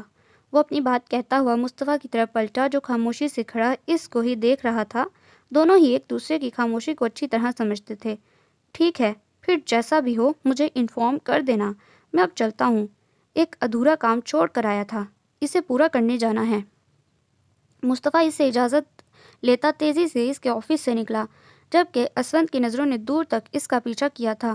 وہ مصطفیٰ کی الجھن اور پریشانی سمجھتا تھا، اس لیے یہ بہت مشکل تھا 2 لوگوں میں سے کسی ایک کی سائڈ لینا جب وہ 2 لوگ اس کے لیے بہت عزیز ہوں۔ ایک طرف اسونت تھا تو دوسری طرف رباب خان۔ اس بار بھی ہمارا آدمی پکڑا گیا، میں بہت مشکل سے اپنی جان بچا کر آیا ہوں۔ وہ آدمی اپنی پیشانی پر آیا پسینہ صاف کرتا ہوا گویا ہوا، کیونکہ وہ جانتا تھا کہ اپنے کام کو انجام نہ دینے کی اس کو کیا سزا مل سکتی ہے۔ تم نے تو کہا تھا سب کچھ ہمارے پلان کے مطابق چل رہا ہے۔ مصطفیٰ کو بھی کوئی شک نہیں ہوا، تو تم کیسے پکڑے گئے؟ وہ اپنی چیئر سے کھڑا ہوتا اپنے آدمی کے مقابل آ کھڑا ہوا، آنکھوں کے ساتھ ساتھ اس کا لہجہ بھی سرد تھا۔ سب کچھ ایسا ہی چل رہا تھا خان، جیسا آپ چاہتے تھے۔ ہم اس لڑکی پر ہر لمحے نظر رکھے ہوئے تھے، پر پتہ نہیں کیسے مصطفیٰ کو خبر ہو گئی۔ اپنے مالک کے لہجے میں چھپا غصہ محسوس کر کے اس آدمی کے رونگٹے کھڑے ہو گئے۔ وہ بار بار اپنی پیشانی مسلتا اس کو تفصیل بتا رہا تھا۔ خان، پہلے ہمارا جو آدمی پکڑا گیا تھا، اس کی تو لاش ہمیں مل گئی تھی، مگر اس بار ہمیں اپنے آدمی کی لاش تک نہیں ملی۔ اس نے بہت دردناک موت دی ہے اسے۔ خان اپنے آدمی کے انداز اور آواز میں مصطفیٰ کے لیے چھپا خوف صاف محسوس کر سکتا تھا۔ اس لڑکی کی حفاظت کے لیے وہ درندگی کی حد پار کر سکتا ہے، وہ بہت خطرناک ہے۔ اس کا آدمی ایک ایک لفظ ٹھہر ٹھہر کر ادا کر رہا تھا، جیسے اس کے پاس مصطفیٰ کی شخصیت بیان کرنے کے لیے لفظ نہیں تھے۔ میں نے تمہیں یہاں یہ سننے کے لیے نہیں بلایا کہ وہ کیا کیا کر سکتا ہے۔ اس بار اس کا صبر جیسے جواب دے گیا۔ وہ ایک ہی جست میں اس آدمی کا گلا اپنے شکنجے میں لیتا ہوا گھرایا۔ غصے کی وجہ سے اس کی ابھرتی نسیں واضح طور پر صاف ظاہر ہو رہی تھیں۔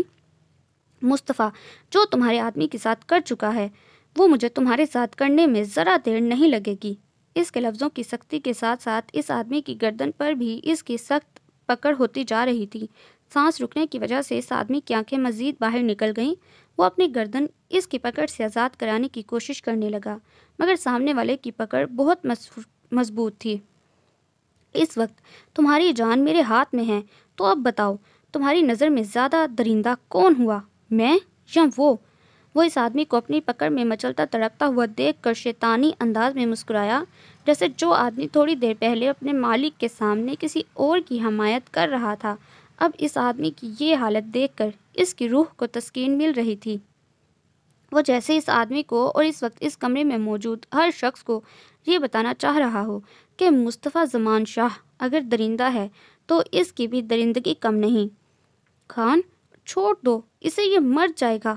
وہ اپنے آدمی پر یوں غصہ نکالنے سے کچھ حاصل نہیں ہوگا۔ کب سے خاموشی سے یہ سب دیکھتے اس کے خاص آدمی نے جھٹکے سے اس آدمی کو اس کی گرفت سے آزاد کروایا۔ اگر تم میرا درندے والا روپ نہیں دیکھنا چاہتے اور یہ نہیں چاہتے کہ مصطفیٰ نے جو میرے آدمی کے ساتھ کیا وہ میں تمہارے ساتھ کروں، تو مجھے وہ لڑکی لا کر دو، کسی بھی قیمت پر۔ وہ اس آدمی کی طرف دیکھ کر دھڑا جو اس وقت زمین پر لیٹا بری طرح کھانس رہا تھا۔ اگر وہ اس کو وقت پر نہ چھوڑتا تو یقیناً اس کی جان چلی جاتی۔ خان، مجھے کچھ وقت کی مہلت دو، میں اس لڑکی کو آپ کے سامنے لا کھڑا کروں گا۔ وہ آدمی اب اپنی حالت پر قابو پاتے بولا۔ آج اپنی غلطی کی وجہ سے وہ موت کے بہت نزدیک تھا، اب وہ ایسی غلطی دوبارہ نہیں کرنا چاہتا تھا۔ تم میرے خاص آدمی ہو، اس لیے تمہاری جان بخش دی اور ساتھ ہی تمہیں کچھ وقت بھی دے رہا ہوں۔ اس بار کوئی گڑبڑ نہیں ہونی چاہیے، ورنہ تم اپنا انجام جانتے ہو۔ وہ اپنی بات کہہ کر رکا نہیں تھا، وہاں سے تیزی سے نکلتا چلا گیا، ساتھ ہی اس کے پیچھے اس کا خاص آدمی کریم بھی تھا۔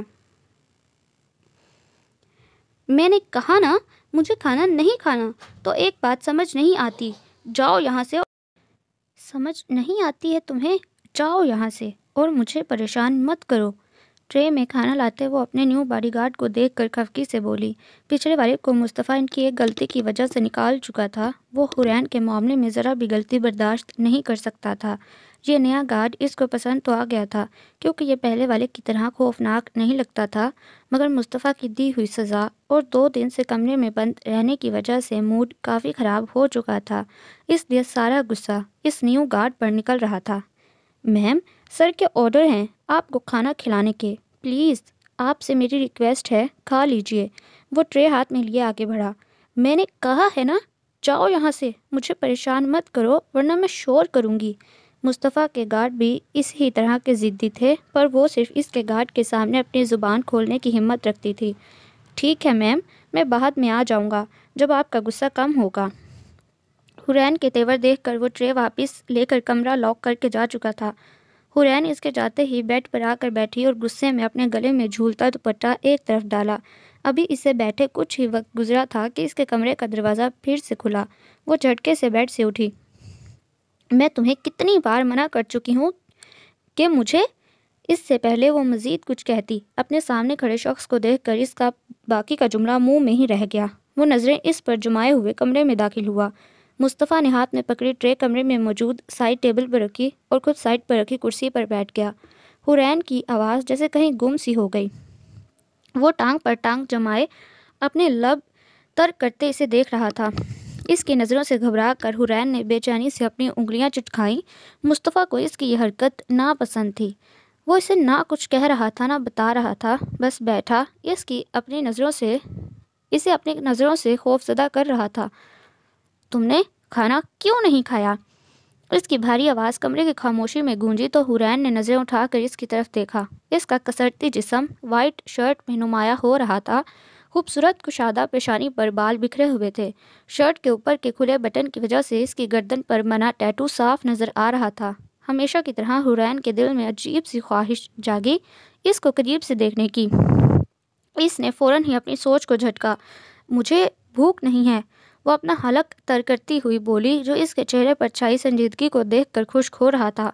مصطفیٰ کی نظریں ایسی تھیں کہ وہ کسی کا بھی جھوٹ فوراً بھانپ لیتی، اور وہ بہت دلچسپی سے اس کو جھوٹ بولتے دیکھ رہا تھا۔ وہ اس سے ناراض تھی، وہ جانتا تھا آج یہی وجہ تھی اس کے کھانا نہ کھانے کی، پر کھانا تو تمہیں پھر بھی پڑے گا، چاہے بھوک ہو یا نہ؟ وہ اپنی جگہ سے کھڑا ہوا اور اس کی طرف قدم بڑھا دیے۔ مصطفیٰ کی نظر اس کے دوپٹے سے بے نیاز دلکش سراپے میں الجھ سی گئی۔ کالے سیاہ بالوں کو اس نے کھلا چھوڑا ہوا تھا۔ خوبصورت کٹاؤ دار گلابی لب کے نیچے چمکتا ہوا تل ہمیشہ ہی اس کی توجہ اپنی جانب کھینچتا۔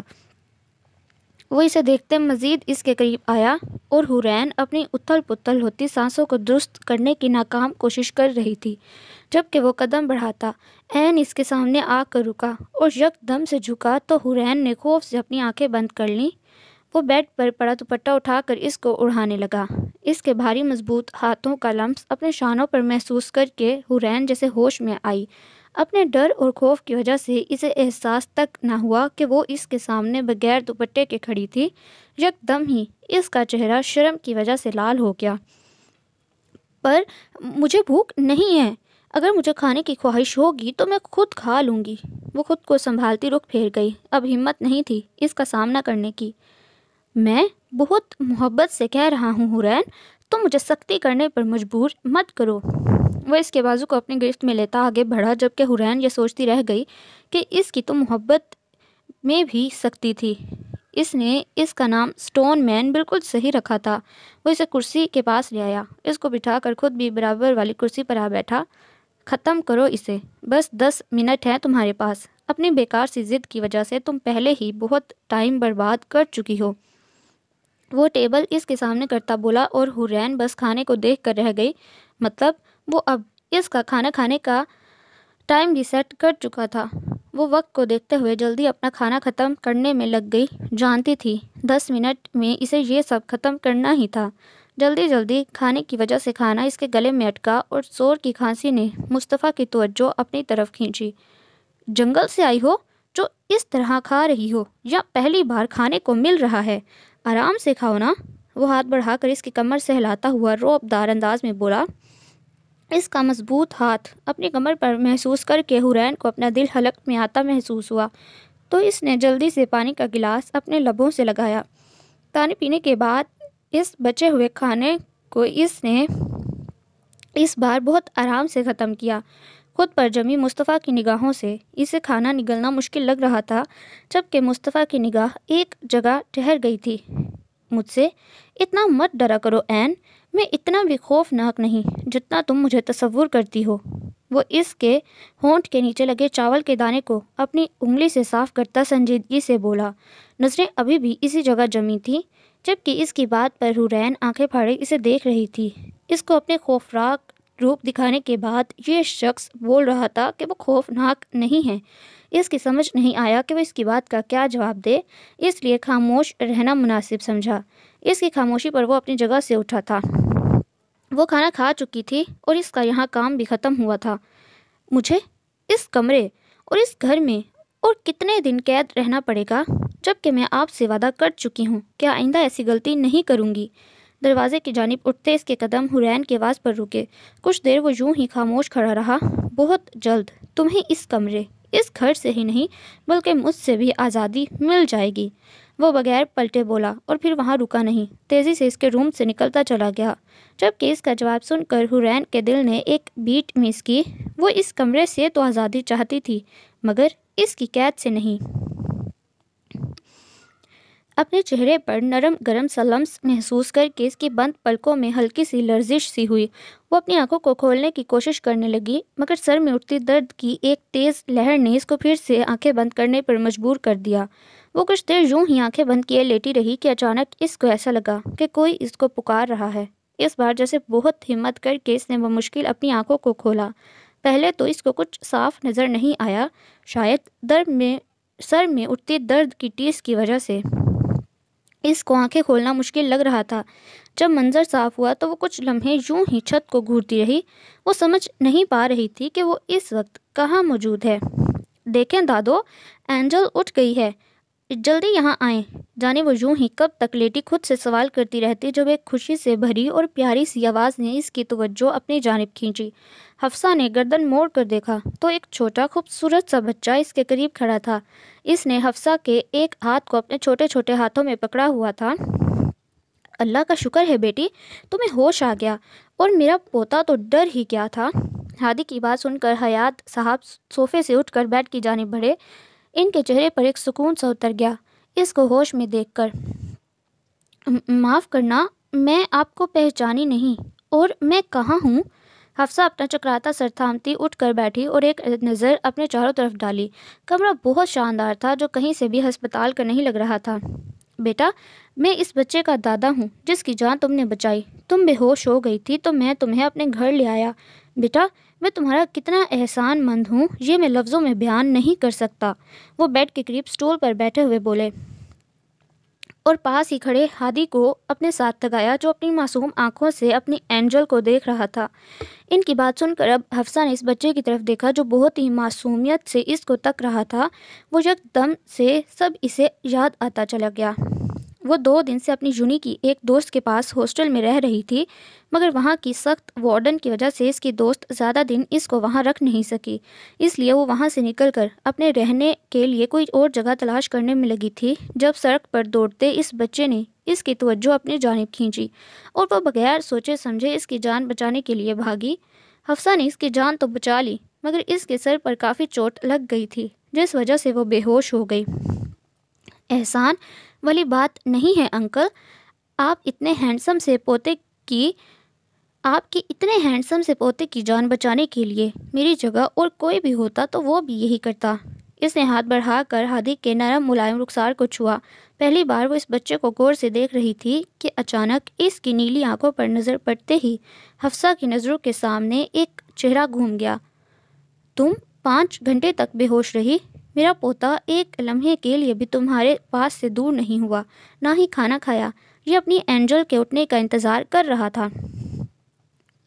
حیات صاحب کی آواز پر حفصہ نے اپنی سوچ سے باہر نکلی اور سر درد کو نظر انداز کرتے ہاتھ بڑھا کر ہادی کو اپنے قریب کیا۔ تو میں آپ کی اینجل ہوں تو اپنی اینجل کو اپنا نام نہیں بتاؤ گے؟ وہ بہت محبت سے اس کے بالوں میں ہاتھ چلاتے ہوئے بولی۔ جانے کیوں یہ بچہ اسے کسی کی یاد دلا رہا تھا۔ میرا نام ہادی اسفند یار ہے اور میں پورے 5 سال کا ہوں۔ ہادی نے اس کی بات کا جواب پرجوش انداز میں دیا، جبکہ اس کا نام سن کر ہادی کے بالوں میں ہاتھ چلاتی حفصہ کے ہاتھ ایک لمحے کے لیے رکے۔ یہ صرف اتفاق ہی ہو سکتا ہے۔ ہاں ایسا ہی ہے، اس نے جیسے اپنے دل کو سمجھایا۔ بیٹا، رات کافی ہو گئی ہے، تمہارے گھر والے تمہارے لیے پریشان ہو رہے ہوں گے، تم مجھے ان کا نمبر دو تاکہ میں انہیں بتا سکوں کہ تم یہاں ہو۔ اس کو کسی سوچ میں گم دیکھ کر حیات صاحب اس سے مخاطب ہوئے۔ وہ اپنے گھر والوں کا سن کر نہ رکنے والے آنسوؤں کا سلسلہ شروع کر بیٹھی۔ جب کوئی اس کو یوں روتا دیکھ کر حیات صاحب کے ساتھ ہادی بھی پریشان سا ہو گیا۔ کیا ہوا بیٹا، ایسے کیوں رو رہی ہو؟ کوئی پریشانی ہے تو مجھے بتاؤ۔ انہوں نے نرمی سے اس کو چپ کروایا تو وہ بہت مشکل سے اپنا آنسو ضبط کرتی ہوئی انہیں سب بتاتی چلی گئی۔ اس کی بات پر حیات صاحب کچھ دیر خاموشی سے اس کو دیکھتے رہے۔ بیٹا، تمہارا بہت احسان ہے ہم پر جو شاید میں ادا نہ کر پاؤں۔ میں اتنا تو کر سکتا ہوں، تم جب تک چاہو میرے گھر میں رہ سکتی ہو، مجھ پر بھروسہ رکھو، میں کسی کو کچھ نہیں بتاؤں گا۔ وہ اس کے سر پر ہاتھ رکھ کر بہت محبت سے بولے تو حفصہ کے اندر ایک سکون سا اترتا چلا گیا۔ اسے سہارے کی ضرورت تھی جو اس کو مل گیا تھا۔ واہ دادو، کتنا اچھا ہو گیا، میری اینجل اب میرے ساتھ ہی رہے گی۔ کب سے خاموش کھڑا ہادی خوشی سے چہکا۔ اس کے انداز پر حیات صاحب اور حفصہ دونوں مسکرائے۔ وہ تینوں کافی دیر تک بیٹھے باتیں کرتے رہے۔ حیات صاحب اسے اپنی فیملی کے بارے میں بتانے لگے۔ وہیں کمرے میں ہادی نے اس کے ساتھ کھانا بھی کھایا۔ کافی رات ہو جانے کی وجہ سے وہ اس کو آرام کا کہہ کر کمرے سے چلے گئے۔ کچھ دیر کروٹ بدلتے رہنے کے بعد اس کو نیند آ گئی، پر کچھ دیر بعد پیاس کی وجہ سے آنکھ کھلی۔ سائڈ ٹیبل پر جگ میں پانی موجود نہیں تھا۔ وہ بیڈ سے اٹھ کر کمرے سے باہر کچن کی تلاش میں نکلی۔ قسمت سے وہ اس کو مل گیا۔ پانی پینے کے بعد وہ نیند میں جھولتی پھر سے کمرے میں آ کر لیٹ گئی، اس بات سے انجان کہ اس کے علاوہ بھی کوئی اور اس کمرے میں موجود تھا۔ ایک کمرے میں 2 لوگ ایک دوسرے کی موجودگی سے نا واقف تھے اور وہ غلط وقت پر غلط جگہ پر موجود تھی۔ میں نے سب پتہ لگا لیا ہے، وہ بالکل پرفیکٹ ہے، ویسے بھی میں اس کے باپ کو تمہارے ڈیڈ کے ٹائم سے جانتا ہوں، ان لوگوں کی طرف سے تم بالکل مطمئن ہو جاؤ۔ داؤد مرزا کی آواز پر اس کے پنچنگ بیگ پر پنچ کرتے ہاتھ ایک لمحے کے لیے رکے۔ اس وقت وہ اپنے جم روم میں تھا۔ مسلسل پنچنگ کرنے کی وجہ سے اس کا جسم پسینے میں شرابور تھا۔ اس کے کسرتی جسم کو دیکھ کر داؤد کو رشک محسوس ہوا۔ بے شک وہ ایک شاندار پرسنالٹی کا حامل تھا۔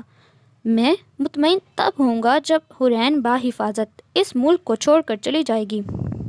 وہ اپنے ہاتھوں میں پہنے گلوز اتارتا ان سے مخاطب ہوا۔ اور حورین، کیا اس کو معلوم ہے تمہارے اس فیصلے کے بارے میں؟ وہ راضی ہو جائے گی؟ داؤد نے اپنا خدشہ ظاہر کیا۔ وہ نکاح کر کے اس ملک سے چلی جائے، اس میں اس کی ہی بہتری ہے۔ مجھے اس کی مرضی سے کوئی غرض نہیں رہی۔ بات اس کو بتانے کی تو کل تم اسے میرے فیصلے کے بارے میں بتا دینا۔ وہ بے تاثر چہرہ لیے ان کی طرف مڑا۔ اس نے یہ فیصلہ بہت پہلے لے لیا تھا، بس اسے صحیح وقت اور صحیح شخص کی تلاش تھی جو اب اس کی پوری ہو چکی تھی۔ اور ہاں داؤد، یہ کام اتنی خاموشی اور چپ کر کے ہونا چاہیے کہ تمہاری پرچھائی کو بھی خبر نہ ہو۔ تم جانتے ہو نا، میں حورین کے معاملے میں کوئی بھی غلطی برداشت نہیں کرتا۔ حورین، ان 5 سالوں میں کچھ نہیں بدلا۔ تمہیں جہاں چھوڑ کر گئی تھی تم آج بھی وہیں موجود ہو، وہی تم اور وہی تمہاری اس کے لیے فکر۔ وہ ٹیبل پر رکھا ٹاول اٹھانے کے لیے آگے بڑھا جب دروازہ کھول کر کوئی اندر داخل ہوا۔ جانی پہچانی آواز پر دونوں نے مڑ کر دیکھا۔ بلیک ٹائٹ جینس پر لائٹ پنک کلر کا ٹاپ پہنے، اپنے دونوں ہاتھوں کو سینے پر باندھے وہ سامنے ہی کھڑی تھی۔ اس کو یہاں دیکھ کر مصطفیٰ ایک لمحے کے لیے حیران ہوا۔ میری حورین کے لیے فکر آخری سانس تک رہے گی۔ اس کی حفاظت کرنا میری زندگی کا خالص مقصد ہے۔ سال گزرنے سے میرا مقصد نہیں بدلنے والا۔ وہ سپاٹ نظروں سے اس کی طرف دیکھتا گہری سنجیدگی سے بولا۔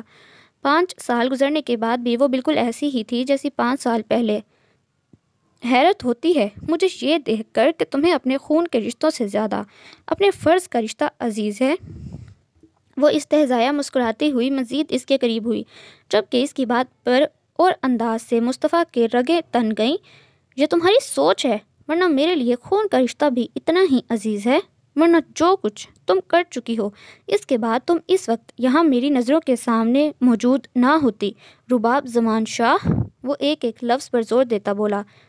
رباب زمان شاہ نہیں، رباب اسفند یار خان۔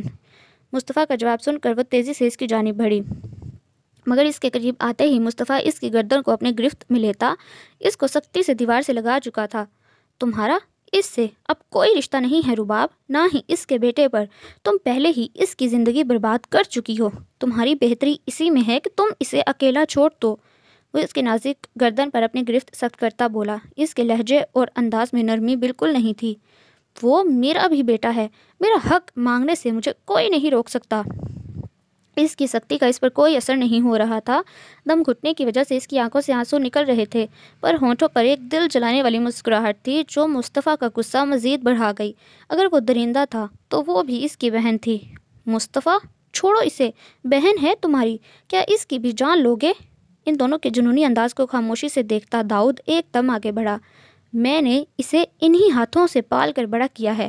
اگر اس کی غلطی سے کسی بھی معصوم کی زندگی برباد ہو تو میں اپنے انہی ہاتھوں سے اس کی جان لینے میں دیر نہیں کروں گا۔ وہ اس کی نازک گردن کو ایک جھٹکے میں چھوڑتا دیوار پر اس کے چہرے کے برابر ایک زوردار پنچ مار چکا تھا۔ میں تمہاری حورین نہیں جو خاموشی سے تمہارا ہر حکم مانتی رہوں۔ وہ میرا بیٹا ہے اور میں اسے اسفند سے لے کر رہوں گی۔ تم مجھے روک نہیں سکتے۔ وہ اپنی گردن کو سہلاتی ہوئی بولی۔ اس کی گردن پر مضبوط پکڑ سے نشان پڑ چکے تھے، پر اسے کوئی فکر نہیں تھی۔ وہ اپنے بھائی کی طرح سخت تھی اور اس کے سخت انداز کی عادی تھی۔ اتنے سال گزرنے کے بعد تمہارے اندر بھی کچھ نہیں بدلا۔ تم آج بھی وہی خود غرض رباب زمان شاہ ہو، صرف اپنے بارے میں سوچنے والی۔ وہ اس کی بات لٹاتا ایک غصے بھری نظر اس پر ڈالتا تیزی سے وہاں سے نکلتا چلا گیا، جبکہ داؤد افسوس بھری نظروں سے ان دونوں بہن بھائی کو دیکھتے رہ گیا۔ تھکا دینے والی بزنس پارٹی کے بعد وہ رات دیر سے گھر لوٹا تھا۔ وہ جانا تو نہیں چاہتا تھا، پر یہ پارٹی اس کی کمپنی کے لیے ضروری تھی، اس لیے نہ چاہتے ہوئے بھی اس کو جانا پڑا۔ سب سے پہلے وہ ہادی کے کمرے میں آیا، ایک نظر اس کے ننھے سوئے ہوئے وجود پر ڈالی۔ اس کو سوتا دیکھ کر ایک سکون اس کے اندر اترا۔ پارٹی کے درمیان جب اس نے اپنے بابا کو فون کیا تو انہوں نے ہادی کے ساتھ ہونے والے حادثے کے بارے میں اس کو بتایا۔ وہ فوراً ہی وہاں سے نکلنا چاہتا تھا پر نکل نہیں پایا۔ اس کے بیٹے کو کوئی چوٹ نہیں لگی تھی، یہ بات اس کے لیے سکون کا باعث تھی۔ کچھ دیر یوں ہی کھڑا اس کو دیکھتا رہا، پھر پلٹ کر بھاری قدم اٹھاتا اپنے کمرے میں داخل ہوا۔ اس وقت اس کے کمرے میں نیم اندھیرا تھا۔ اس نے لائٹ آن کرنے کی ضرورت محسوس نہیں کی اور اپنا کوٹ بیڈ پر ڈال کر واش روم میں جا گھسا۔ کچھ دیر بعد وہ فریش ہو کر واش روم سے نکلتا سیدھا بیڈ پر گرنے کے انداز میں لیٹا۔ نرم و ملائم بستر کا احساس ہوتے ہی تھکن کی وجہ سے اس کی پلکیں بھاری ہونے لگیں۔ گہری نیند میں جانے سے پہلے اس نے کروٹ بدلی ہی تھی کہ نیند میں ایک الگ سے احساس کے تحت اس کے حواس جاگے، پر اس نے اپنی آنکھیں بند ہی رکھیں۔ اسے لگا کہ کوئی اس کے قریب ہے، بہت ہی قریب۔ وہ آنکھیں بند کیے تھوڑا اور قریب ہوا تو اپنے عقب سے ایک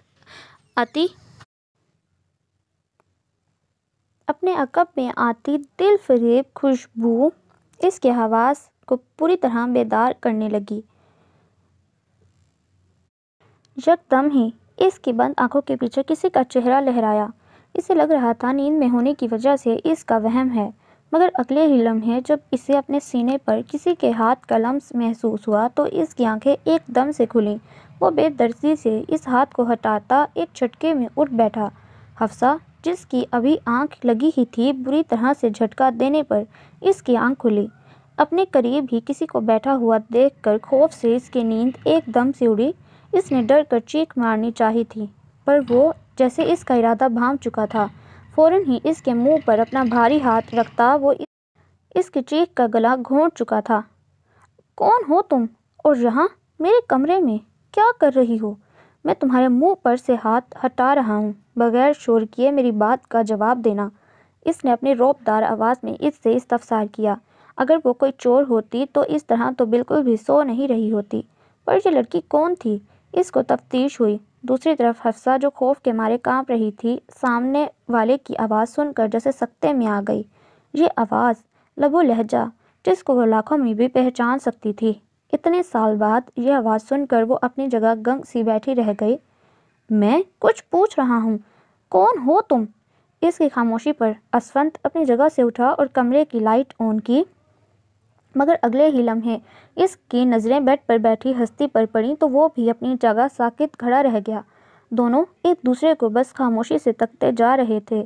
کتنے ہی لمحے یوں ہی خاموشی سے گزر گئے، مگر وہ دونوں کے منہ سے ایک لفظ نہیں نکلا۔ وہ پورے 6 سال بعد اسے دیکھ رہا تھا، اور ان گزرے سالوں میں کوئی ایسا لمحہ نہیں تھا جس میں اسفند یار خان نے اس لڑکی سے نفرت نہ کی ہو۔ ان گزرے سالوں میں وہ بالکل بھی نہیں بدلی تھی، بلکہ اس کی خوبصورتی میں مزید نکھار آ گیا تھا۔ اس کی حیرانگی سے کھلی بڑی بڑی جھیل سی آنکھوں میں اسفند کو اپنا آپ ڈوبتا محسوس ہوا۔ اس نے فوراً ہی خود کو ڈپٹا۔ تم اس وقت میرے گھر اور میرے کمرے میں کیا کر رہی ہو؟ وہ اپنی کیفیت پر قابو پاتا چہرے پر ناگواری لیے اس سے پوچھ رہا تھا۔ اس کے پوچھے گئے سوال سے حفصہ کو اپنے اندر چلتے سوالوں کا جواب مل گیا۔ یہ کوئی اتفاق نہیں تھا۔ ہادی کا باپ اور کوئی نہیں، اس کا اصفی تھا، اس کی پہلی اور آخری محبت۔ تمہارے ڈیڈ کے اصرار پر میں یہاں رکی ہوں۔ مجھے نہیں معلوم تھا یہ تمہارا گھر ہے، اور ہادی تمہارا بیٹا۔ اس نے آخری جملہ بہت مشکل سے ادا کیا اور ایک نظر اس پر ڈالی۔ بلیک ٹی شرٹ اور گرے ٹراؤزر میں اس کا کسرتی جسم نمایاں تھا۔ ان 6 سال میں اس کی شخصیت مزید نکھر گئی۔ وہ بغیر پلکیں جھپکائے بس اس کو تک رہی تھی، اور اسفند، جو چہرے پر پتھر جیسی سختی لیے کھڑا اس کو دیکھ رہا تھا۔ حفصہ کے جواب پر جیسے اس کو ساری بات سمجھ آ گئی۔ اس کے بیٹے کی جان بچانے والی لڑکی اور کوئی نہیں، حفصہ ہی تھی۔ عجیب بات ہے نا، تمہارے جیسے سنگ دل اور لوگوں کو تکلیف دینے والے انسان بھی کسی کی جان بچا سکتے ہیں۔ وہ تلخی سے کہتا مسکرایا، جیسے اس کا مذاق اڑا رہا ہو، جبکہ اس کے اس انداز اور حفصہ کی آنکھیں نم ہوئی تھیں۔ وہ تڑپ کر اپنی جگہ سے اٹھی۔ میں نے کسی کو تکلیف نہیں دی، وہ اپنے آنسو بمشکل ضبط کرتے ہوئے بولی، جبکہ اس کی بات پر اسفند زور سے ہنسا، اور پھر کتنی ہی دیر ہنستا چلا گیا، یہاں تک کہ اس کی آنکھ سے آنسو ٹوٹ کر کارپٹ میں جذب ہو چکے تھے، مگر اس کو خبر نہیں ہوئی۔ صحیح کہا تم نے حفصہ، تم کسی کو تکلیف نہیں دیتی، سیدھا قتل کرتی ہو۔ وہ لہو رنگ آنکھیں لیے اس کی طرف پلٹا۔ اتنے سالوں سے اس کے دل میں دبی نفرت اس کے سامنے آ جانے پر ایک دم سے جیسے باہر نکل آئی۔ حفصہ نے کتنی دعا کی تھی کہ اس کا کبھی اسونت سے سامنا نہ ہو، مگر آج وہ اس کے کمرے میں اس کے سامنے موجود تھی۔ اسفی، تم مجھ پر ایسے الزام نہیں۔ ابھی اس کی بات مکمل نہیں ہو پائی تھی جب وہ بیچ میں آ کر انگلی کا اشارہ کر کے اسے روک چکا تھا۔ حفصہ ابراہیم خان، تمہارے سامنے جو کھڑا ہے وہ اسفند یار خان ہے، اسفی نہیں۔ اس اسفی کا تم 6 سال پہلے قتل کر چکی ہو۔ اس کے لہجے کی سرد مہری نے اس کا ننھا سا دل توڑ دیا۔ وہ اس کے اس لہجے کی عادی کہاں تھی، پر سامنے کھڑا شخص بھی غلط نہیں تھا۔ وہ اسی کا دیا ہوا درد اس کو لوٹا رہا تھا۔ وہ اپنے آنسوں کو ضبط کرنے کی کوشش کرنے لگی تھی، مگر انہیں بھی جیسے آج ضد سی ہو گئی۔ تم نے میرے بیٹے کی جان بچائی ہے، اس لیے تم یہاں اب تک موجود ہو، ورنہ میرا بس چلتا تو تمہیں یہاں سے ایک لمحے میں نکال باہر کرتا۔ تم اس کمرے سے چلی جاؤ، میری نظروں سے دور۔ اس کو مسلسل آنسو بہاتا دیکھ کر وہ سنگ دلی سے بولا۔ ہاتھ کی مٹھی بھینچی تھی جیسے وہ اپنے اس غصے کو ضبط کر رہا ہو۔ اگر مجھے معلوم ہوتا کہ یہ تمہارا گھر ہے تو میں خود یہاں نہ رکتی۔ ویسے بھی میں کسی کی تکلیف کی وجہ نہیں بننا چاہتی۔ وہ اپنی بات کہہ کر وہاں رکی نہیں تھی، تیزی سے اس روم سے نکلتی چلی گئی۔ اس کے جانے کے بعد اسود نے غصے میں پاس رکھی ٹیبل پر ایک زوردار لات ماری اور اس جگہ کو دیکھا جہاں کچھ دیر پہلے وہ کھڑی تھی۔ وہ دعا کر رہا تھا کہ یہ سب ایک خواب ہو اور وہ اس خواب سے جاگ جائے، پر ایسا نہیں تھا۔ اس کا تکلیف دہ ماضی اس کے سامنے آ کھڑا ہوا تھا، جسے بھلانے کی کوشش میں وہ آج تک ناکام رہا تھا۔ اس کی زندگی میں 2 عورتیں آئی تھیں اور دونوں نے اسے چھوڑا تھا۔ وہ رباب سے اتنی نفرت نہیں کرتا تھا جتنی نفرت اسے حفصہ سے تھی، کیونکہ حفصہ ابراہیم خان سے اسے شدید محبت تھی، لیکن اب وہ اس سے اتنی ہی نفرت کرتا تھا۔ یہ میں کیا سن رہا ہوں؟ تم جانے سے انکار کر رہی ہو؟ وہ کسی آندھی طوفان کی طرح دندناتا ہوا اس کے کمرے میں داخل ہوا۔ وہ جو بیڈ پر بیٹھی ڈر سے اپنی انگلیاں چٹکھا رہی تھی، کمرے کی خاموشی میں مصطفیٰ کی رعب دار آواز پر ڈر کے مارے اپنی جگہ سے اٹھ کھڑی ہوئی اور خوف زدہ نظروں سے اس کو دیکھنے لگی جو ماتھے پر بیل ڈالے اس کی طرف بڑھ رہا تھا۔ منہ میں زبان نہیں ہے کیا؟ پوچھ رہا ہوں۔ میں اپنے نہ جانے کی وجہ بتانا پسند کرو گی؟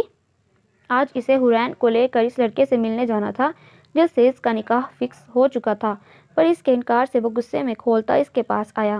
ایک تو اس کا دماغ رباب کی حرکتوں کی وجہ سے پہلے ہی گھوما ہوا تھا، اوپر سے یہ لڑکی اس کے صبر کا امتحان لے رہی تھی۔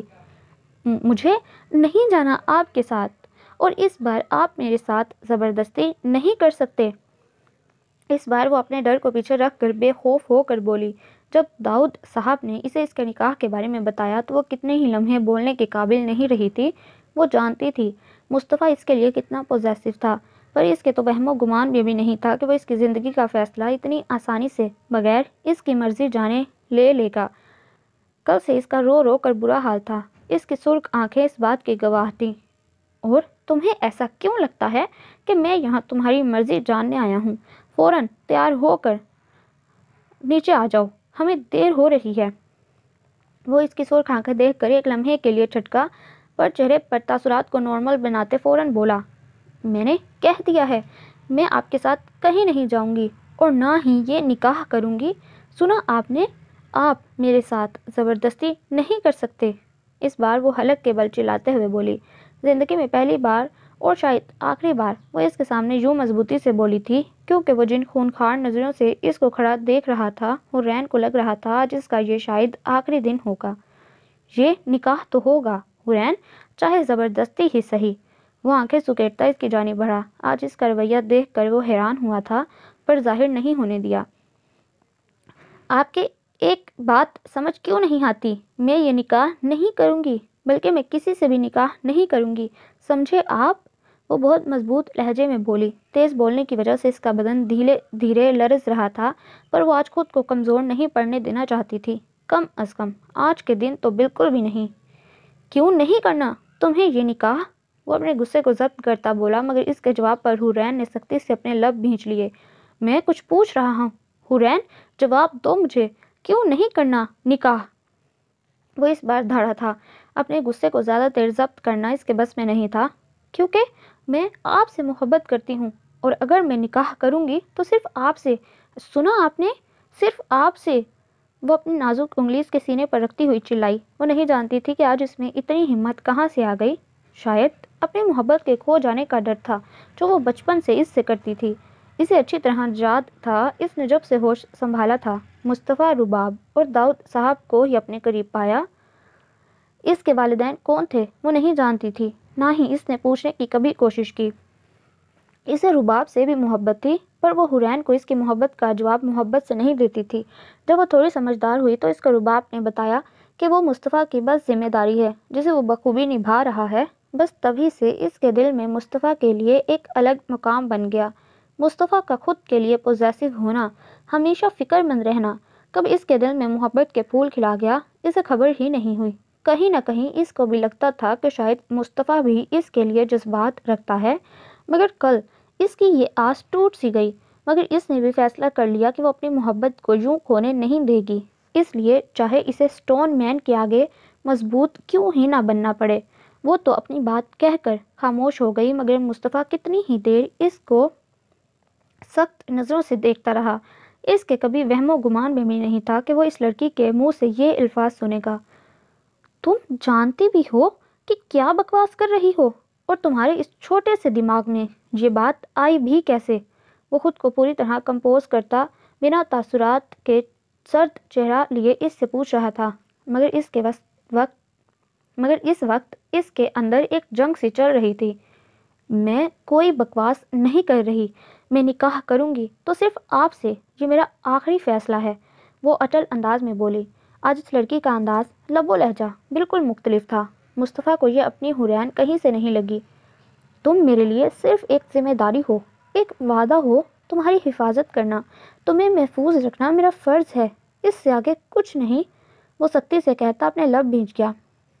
اسے آج بھی اچھے سے یاد تھا جب 15 سالہ بچے نے 3 سال کی حورین کو گود میں لے کر اس کی حفاظت کا وعدہ کیا تھا۔ اس نے یہ وعدہ کس سے کیا تھا وہ اس کو نہیں بتا سکتا تھا۔ اگر وہ بتا دیتا تو اس کے بعد حورین کے جو سوال ہوتے، ان سوالوں کے جواب وہ اس کو نہیں دے سکتا تھا، شاید زندگی میں کبھی نہیں۔ اگر میری حفاظت آپ کے لیے اتنی ضروری ہے تو آپ مجھے خود سے دور کیوں بھیج رہے ہیں؟ مصطفیٰ کے الفاظ سن کر اس کا دل ٹوٹ کر بکھرا، مگر وہ خود کو سنبھالتے پھر سے گویا ہوئی، کیونکہ اس میں تمہاری بہتری ہے۔ وہ اس کی سرخ آنکھوں سے نظریں چراتا بولا۔ اس کے دل نے ایک بیٹ مس کی تھی۔ یہ سب اس کے لیے بھی مشکل تھا، پر وہ اپنی کیفیت پر قابو رکھنے میں ماہر تھا۔ اگر آپ کو ایسا لگتا ہے کہ میں اس بار آپ کا حکم مان لوں گی تو ایسا نہیں ہے، میں آپ کے علاوہ کسی اور سے شادی نہیں کروں گی، یہ میرا بھی آخری فیصلہ ہے، وہ اس کی آنکھوں میں آنکھیں ڈال کر ضدی انداز میں بولی۔ مصطفیٰ نے گہری کالی آنکھوں سے سی گرین آنکھوں میں دیکھا، جہاں اس وقت اس کا اپنا عکس صاف نظر آ رہا تھا۔ اس نے گھبرا کر نظریں پھیر لیں۔ تو تم میری بھی ایک بات سن لو، نہ میں تم سے محبت کرتا ہوں، نہ تم سے نکاح کا خواہش مند ہوں، وہ سنگ دلی سے کہتا جانے کے لیے پلٹا۔ میں آپ کو خود سے نکاح کرنے پر مجبور کر دوں گی، اور محبت بھی۔ حورین کی بات سن کر دروازے کی طرف اس کے بڑھتے قدم رکے۔ اپنے الفاظ سنبھال کر رکھو حورین، کہیں ایسا نہ ہو کہ ایک دن تم اپنے کہے لفظوں پر پچھتاؤ۔ اپنی بات کہتا وہ وہاں رکا نہیں تھا، جبکہ پیچھے کھڑی حورین کتنی ہی دیر اس کی بات پر غور کرتی رہ گئی۔ اینجل، دیکھو میں نے کیا بنایا ہے، اچھا ہے نا؟ حفصہ جو اپنی سوچوں میں گم بیٹھی تھی، ہادی کی آواز پر جیسے ہوش میں آئی۔ وہ گردن موڑ کر اس کی طرف دیکھنے لگی جو معصومیت سے اس کی طرف دیکھ رہا تھا۔ اسے ایک دم ہی اس پر بے انتہا پیار آیا۔ اسے یہاں رہتے ہوئے 1 ہفتہ ہو چکا تھا، اور اس 1 ہفتے میں اس دن کے بعد اس کا اسفند سے سامنا نہ ہونے کے برابر ہی تھا۔ حفصہ تو اگلے دن ہی وہاں سے جا رہی تھی، مگر حیات صاحب اس کے یوں اچانک جانے سے پریشان تھے، پر وہ ان کو اپنے جانے کی اصل وجہ نہیں بتا سکتی تھی، مگر اس کے منع کرنے کے باوجود وہ اور ہادی اس کو روک چکے تھے۔ اسے ان کی محبت کے آگے ہار ماننی ہی پڑی۔ دوسرا، وہ وہاں رکنے کے لیے مجبور بھی تھی۔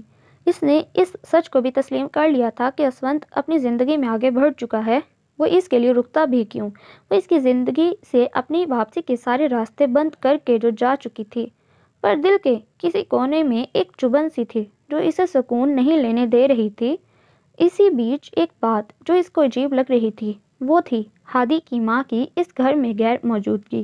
کوئی بھی اس کے بارے میں بات نہیں کرتا، یہاں تک کہ ہادی بھی۔ پتہ نہیں ہادی کی ماں کون تھی، یہ وہ ضرور جاننا چاہتی تھی۔ بتاؤ نا اینجل، کیسی بنی ہیں؟ اس نے اپنی ڈرائنگ پھر سے اس کے سامنے لہرائی۔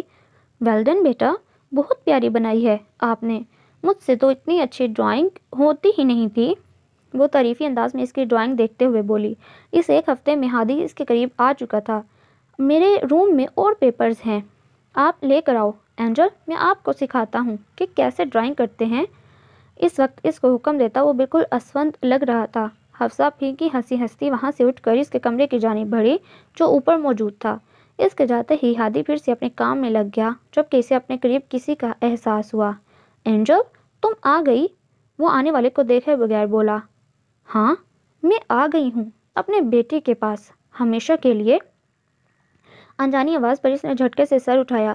سامنے کھڑی ہستی کو دیکھ کر اس کے مسکراتے لب ایک دم بھنج گئے، جسے رباب نے فوراً محسوس کیا۔ میں آپ کا بیٹا نہیں ہوں، میں صرف اپنے ڈیڈ کا بیٹا ہوں، وہ اس کی طرف ناگواری سے دیکھتا ہوا بولا۔ وہ اپنی ماں کو جانتا تھا اور یہ بھی جانتا تھا کہ وہ کیسے اس کو چھوڑ کر چلی گئی تھی۔ وہ ہادی کے دل میں اتنی نفرت ڈال چکا تھا کہ وہ اب اس کی طرف دیکھ بھی نہیں رہا تھا۔ اس کے چہرے پر ناگواری اور اس چھوٹے سے بچے کے سرد انداز پر رباب کے اندر غصے کی ایک تیز لہر دوڑ گئی۔ سن لیا تم نے؟ تمہارا اپنا بیٹا تمہیں اپنی ماں نہیں سمجھتا، تو پھر تم کس حق سے کسٹڈی مانگ رہی ہو؟ وہ وہیں غصے میں کھڑی کھول رہی تھی جب اس نے اپنے پیچھے اسفند کی آواز سنی۔ وہ جھٹکے میں اس کی طرف پلٹی۔ اسفند اس کی آمد سے باخبر مصطفیٰ پہلے ہی اسے بتا چکا تھا، اس لیے رباب کو یہاں دیکھ کر اس کو حیرانی نہیں ہوئی۔ تمہارے یا ہادی کے نام ماننے سے حقیقت نہیں بدل جائے گی۔ میں ہادی کی ماں ہوں اور رہوں گی، اور کورٹ بھی ایک ماں کو اس کے بیٹے سے الگ نہیں کرے گی۔ اس وقت اس کے ہونٹوں پر طنزیہ مسکراہٹ تھی جو اسفند کو بالکل بھی اچھی نہ لگی۔ وہ آج بھی ایسی ہی تھی جیسے 5 سال پہلے تھی، کچھ بھی تبدیلی نہیں آئی تھی اس میں۔ تم دیکھ لینا، ہادی کی کسٹڈی مجھے ہی ملے گی۔ میں ہادی کو تم سے اتنی دور لے جاؤں گی کہ تم اس کی شکل دیکھنے کے لیے ترستے رہ جاؤ گے۔ اس نے ہاتھ بڑھا کر اس کے رخسار کو چھونا چاہا، پر وہ وہاں سے ہٹتا اپنے باپ کے پیچھے جا چھپا۔ وہ اس کی ماں تھی، 5 سال بعد اسے دیکھ رہی تھی، پر اس کے انداز اور لہجے میں کہیں بھی ماں کا پیار نظر نہیں آ رہا تھا۔ اس کے لیے ضروری تھا تو صرف اسفند کو ہرانا، اور میں ایسا وقت آنے نہیں دوں گا۔ رباب زمان شاہ، تم خالی ہاتھ رہ جاؤ گی، یہ میرا وعدہ ہے تم سے، وہ ایک ایک لفظ پر زور دیتا بولا اور اپنے پیچھے کھڑے ہادی کو اپنے بازو میں اٹھایا۔ دیکھتے ہیں کہ اس کی جیت ہوتی ہے، تمہاری محبت کی یا میری ضد کی، وہ ایک ادا سے اپنے بال سائڈ پر کرتے ہوئے بولی۔ اپنی آنکھوں کو گلاسز کے پیچھے چھپایا۔ جلدی ملیں گے کورٹ میں، وہ ایک نظر اس کی گود میں موجود ہادی پر ڈالتی وہاں سے چلی گئی۔ اس کی ہیلز کی ٹک ٹک کی آواز وہ کافی دیر کھڑا وہاں سنتا رہا۔ سن تو حفصہ بھی رہی تھی، جتنی خاموشی سے وہ یہاں آئی تھی اتنی ہی خاموشی سے وہاں ہٹ گئی۔ رباب ہادی کی ماں ہے، جو سن کر وہ بالکل حیران نہیں ہوئی۔ اسے تو اسفند اور رباب کی طلاق والی بات نے حیران کیا تھا۔ رباب زمان شاہ جو اسفند کے لیے دیوانی تھی، اس کی دیوانگی حفصہ بھی دیکھ چکی تھی۔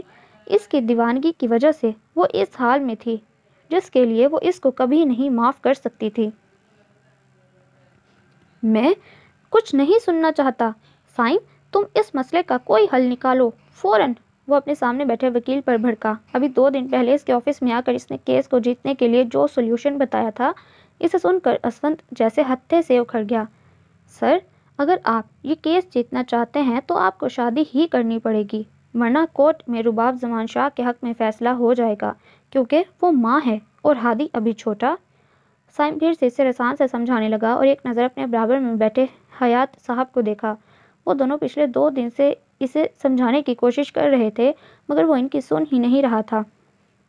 اگر آپ نکاح کر لیتے ہیں تو ہادی کے پاس ماں موجود ہوگی، اور ہم یہ پروف کر سکتے ہیں کہ رباب سنگل مدر ہونے کی وجہ سے اس کی اچھی پرورش نہیں کر پائے گی۔ وہ اس کو ایک ایک پوائنٹ اچھی طرح سمجھا رہا تھا، مگر اسفند نکاح جیسے بندھن میں پھر سے بندھنا نہیں چاہتا تھا۔ اس کی زندگی میں اب کسی کے لیے کوئی گنجائش نہیں تھی۔ تمہارا وکیل بالکل ٹھیک کہہ رہا ہے اسفند، جیتنے کے لیے کچھ تو کرنا پڑے گا تمہیں۔ اس بار خاموشی سے سب سنتے حیات صاحب نے بھی اس کے وکیل سے اتفاق کیا۔ پر ڈیڈ، آپ تو سب جانتے ہی ہیں، پھر میں کیسے؟ وہ غصے میں اپنی جگہ سے کھڑا ہوتا بولا۔ اس کی سمجھ میں نہیں آ رہا تھا کہ وہ کیا کرے۔ رباب کے ارادے جان کر اب وہ زیادہ الرٹ ہو گیا۔ مسٹر سائم، میں اپنے بیٹے سے اکیلے میں بات کرنا چاہتا ہوں۔ ہمارا جو بھی فیصلہ ہوگا ہم آپ کو کال کر کے بتا دیں گے۔ حیات صاحب اس بار سائم سے مخاطب ہوئے۔ ان کی بات سن کر وہ اجازت لیتا اس کی اسٹڈی سے چلا گیا۔ اسونت، میں جانتا ہوں یہ تمہارے لیے مشکل ہوگا۔ اپنی پہلی شادی کی وجہ سے تم اس پریشانی میں مبتلا ہو، پر ایک بار اپنے بیٹے کے بارے میں سوچو۔ وہ اس کی پشت کو دیکھتے ہوئے بولے۔ وہ اس وقت اپنے بیٹے کی حالت پر افسوس کرنے کے علاوہ کچھ نہیں کر سکتے تھے۔ میں ہادی کے لیے کچھ بھی کرنے کو تیار ہوں ڈیڈ، پر یہ سب اتنا آسان نہیں۔ میں بازار جاؤں اور وہاں سے اپنے لیے لڑکی لے آؤں اور اس سے نکاح کر لوں۔ وہ کچھ تو راضی ہوا تھا۔ وہ ہادی کے لیے اپنی جان بھی دے سکتا تھا، پھر نکاح تو بہت چھوٹی چیز ہے۔ لڑکی تو ہے، اگر تمہاری اور اس کی مرضی ہو تو سب کچھ آسان ہو جائے گا۔ اس کو راضی ہوتا دیکھ کر حیات صاحب کے چہرے پر ایک چمک سی آئی، جبکہ ان کی بات پر اسونت ایک دم ان کی جانب پلٹا۔ میں سمجھا نہیں، آپ کس لڑکی کے بارے میں بات کر رہے ہیں؟ اسونت ناسمجھی سے ان کی طرف دیکھنے لگا۔ حفصہ؟ اور کون؟ تم نے دیکھا نہیں؟ اس ایک ہفتے میں وہ ہمارے ہادی سے کتنا گھل مل گئی ہے۔ ہادی بھی اس کے ساتھ خوش رہتا ہے۔ تمہاری اجازت ہو تو میں اس سے بات کرتا ہوں۔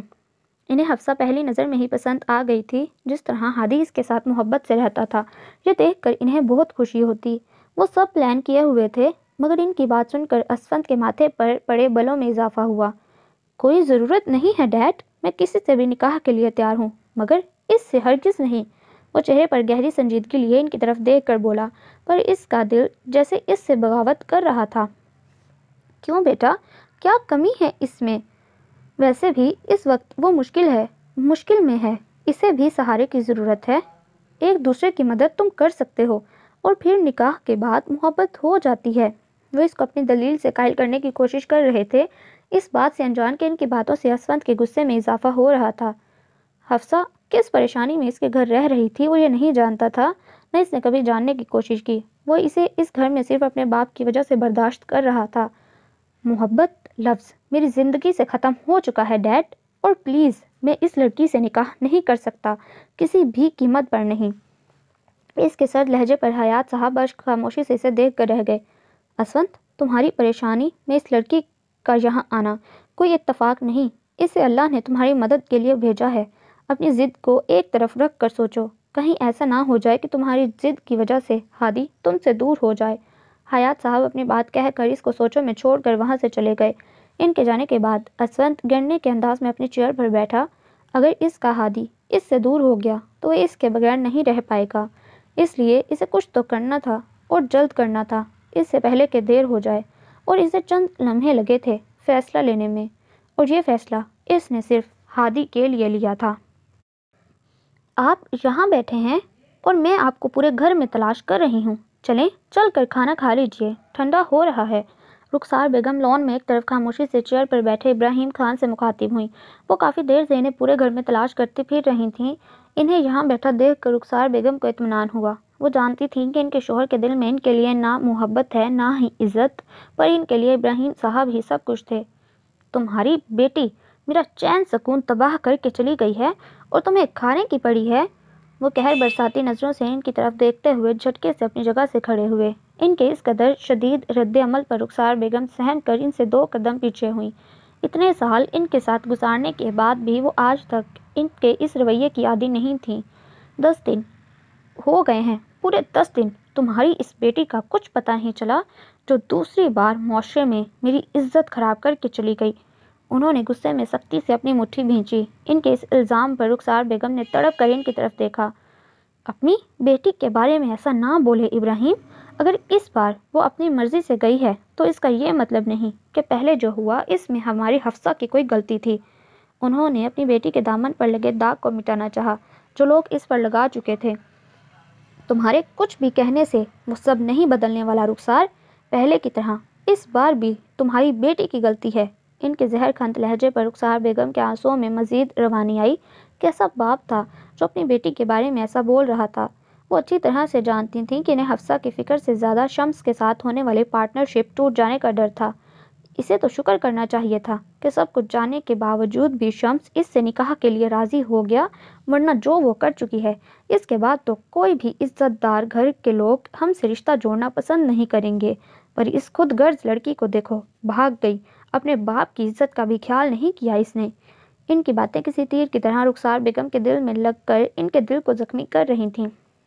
اپنی بیٹی کے بارے میں ایسا مت بولیں ابراہیم، ہماری حفصہ ایسی نہیں ہے، اب اس کے باپ ہو کر ایسی باتیں کیسے کر سکتے ہیں؟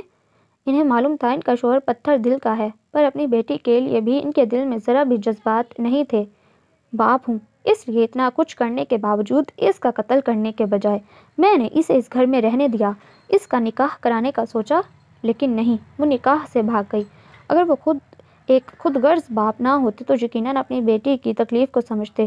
جہاں کھڑے ہو کر رونے سے اچھا ہے تم جا کر دعا کرو کہ تمہاری بیٹی مل جائے، میں تو شاید اسے بخش دوں، پر شمس نہیں بخشے گا۔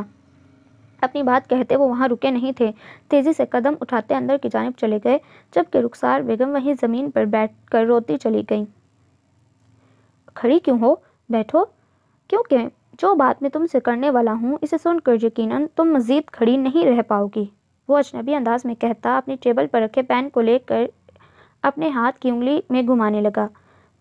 وہ جو پہلے ہی شاک سی کیفیت میں کھڑی تھی، اس کے انداز اور بات نے حفصہ کو ٹھٹکنے پر مجبور کر دیا۔ حفصہ کو اس کے گھر میں رہتے ہوئے ہفتے سے زیادہ دن ہو گئے تھے، اور آج اس نے پہلے بار اسے خود سے مخاطب کیا، بلکہ اس سے کچھ ضروری بات کرنے کے لیے اپنی اسٹڈی میں بھی بلایا، اور اب وہ حیران سی سامنے کھڑی اس کے ہاتھ میں گھومتے پین کو دیکھ رہی تھی۔ تمہیں معلوم ہے میرے باپ نے تمہیں اپنے گھر میں اس لیے رکھا کہ تم ایک اچھی لڑکی ہو، اور تم نے میرے بیٹے کی مدد کی۔ وہ بولتا ہوا ایک لمحے کے لیے رکا، اور حفصہ اس کی بات میں الجھ کر رہ گئی، جانے وہ کیا کہنے والا تھا۔ سوچو، اگر انہیں یہ معلوم ہو جائے کہ تمہارے باپ کے آدمی پورے شہر میں تمہیں تلاش کر رہے ہیں تو شاید یہ جاننے کے بعد وہ تمہیں اس گھر میں ایک پل کے لیے بھی رہنے نہیں دیں۔ وہ اپنی بات کہتا تلخی سے مسکرایا، جبکہ حفصہ پھٹی پھٹی آنکھوں سے اسے دیکھ رہی تھی۔ یہ سب تو اس نے حیات صاحب کو نہیں بتایا تھا، اور اسے اس بات کا بھی اندازہ تھا کہ اس کا باپ چپ بیٹھ کر رہنے والوں میں سے نہیں، اور وہ یہ کیسے بھول گئی تھی۔ اسفند یار خان کے لیے کچھ بھی جاننا مشکل نہیں، میرا ایک فون اور وہ لوگ تمہارے سامنے ہوں گے۔ اس کی دھمکی پر حفصہ نے اپنے سامنے موجود ٹیبل کا سہارا لیا۔ اسفند کو یہ جان کر حیرانی ہوئی کہ وہ اپنے نکاح سے بھاگ کر آئی ہے۔ اس کا نکاح کس سے ہو رہا تھا وہ جان نہیں پایا۔ میں نے تمہارے ساتھ جو کیا تم اس کا بدلہ لینا چاہتے ہو؟ وہ گرنے کے اسی انداز میں اپنے پیچھے موجود کرسی پر بیٹھی۔ وہ کسی بھی حال میں وہاں واپس نہیں جانا چاہتی تھی۔ وہاں جانے کا سوچ کر ہی رکنے والے آنسوؤں کا سلسلہ شروع ہو گیا، جسے دیکھ کر اسفند کا دل بے چین ہوا۔ رونے کے بجائے تم یہ سوچو کہ مجھے انہیں یہاں بلانے سے کیسے روک سکتی ہو۔ وہ اس کی بات کو بالکل نظر انداز کرتا اپنی چیئر سے اٹھا اور بھاری قدم اٹھاتا عین اس کی چیئر کے سامنے آ کر رکا۔ کیسے روکوں؟ اور تم میرے روکنے سے رک جاؤ گے؟ ایک امید اور سوال کے ساتھ حفصہ نے اس کی گہری نیلی آنکھوں میں جھانکا، اور اسفند کو لگا کہ اس کا دل سینے سے نکل کر باہر آ جائے گا اگر وہ اسی طرح سے اس کی آنکھوں میں جھانکتی رہی۔ مجھ سے نکاح کر لو، میں کسی کو کچھ نہیں بتاؤں گا۔ اپنے دونوں ہاتھ اس کی چیئر کے دونوں سائڈ پر رکھ کر وہ اسے اپنے گھیرے میں لیتا اسے قریب جھکا تھا۔ بے تاثر چہرہ لیے وہ اس کی آنکھوں میں جھانک رہا تھا، اور اس کے الفاظ سن کر حفصہ کو لگا زمین اس کے قدموں کے نیچے سے کھسک گئی ہو۔ اگر وہ کھڑی ہوئی ہوتی تو یقیناً گر جاتی۔ نکاح تو اس سے کیا جاتا ہے نہ جس سے محبت ہو، یا نکاح کے بعد محبت کرنی ہو، اور یقیناً تمہارے دل میں میرے لیے محبت لفظ کا میم بھی نہیں ہوگا۔ وہ سیدھا اس کی آنکھوں میں دیکھ کر بولی۔ اس وقت وہ اس کے قریب ہی جھکا ہوا تھا، اتنا قریب کہ حفصہ کو اس کی سانسوں کی تپش اپنے چہروں پر محسوس ہو رہی تھی۔ اس کے اتنے قریب سے اس کو اپنا حلق خشک پڑتا محسوس ہوا۔ تم نے درست فرمایا حفصہ ابراہیم خان، پر میں اپنے بیٹے سے بہت محبت کرتا ہوں۔ اس کی محبت میں ناپسندیدہ شخص سے نکاح کرنے میں بھی کوئی آڑ نہیں۔ وہ چہرے پر گہری سنجیدگی لیے بولا، نظریں ابھی بھی حفصہ کے چہرے پر جمی تھیں۔ اگر میں منع کر دوں؟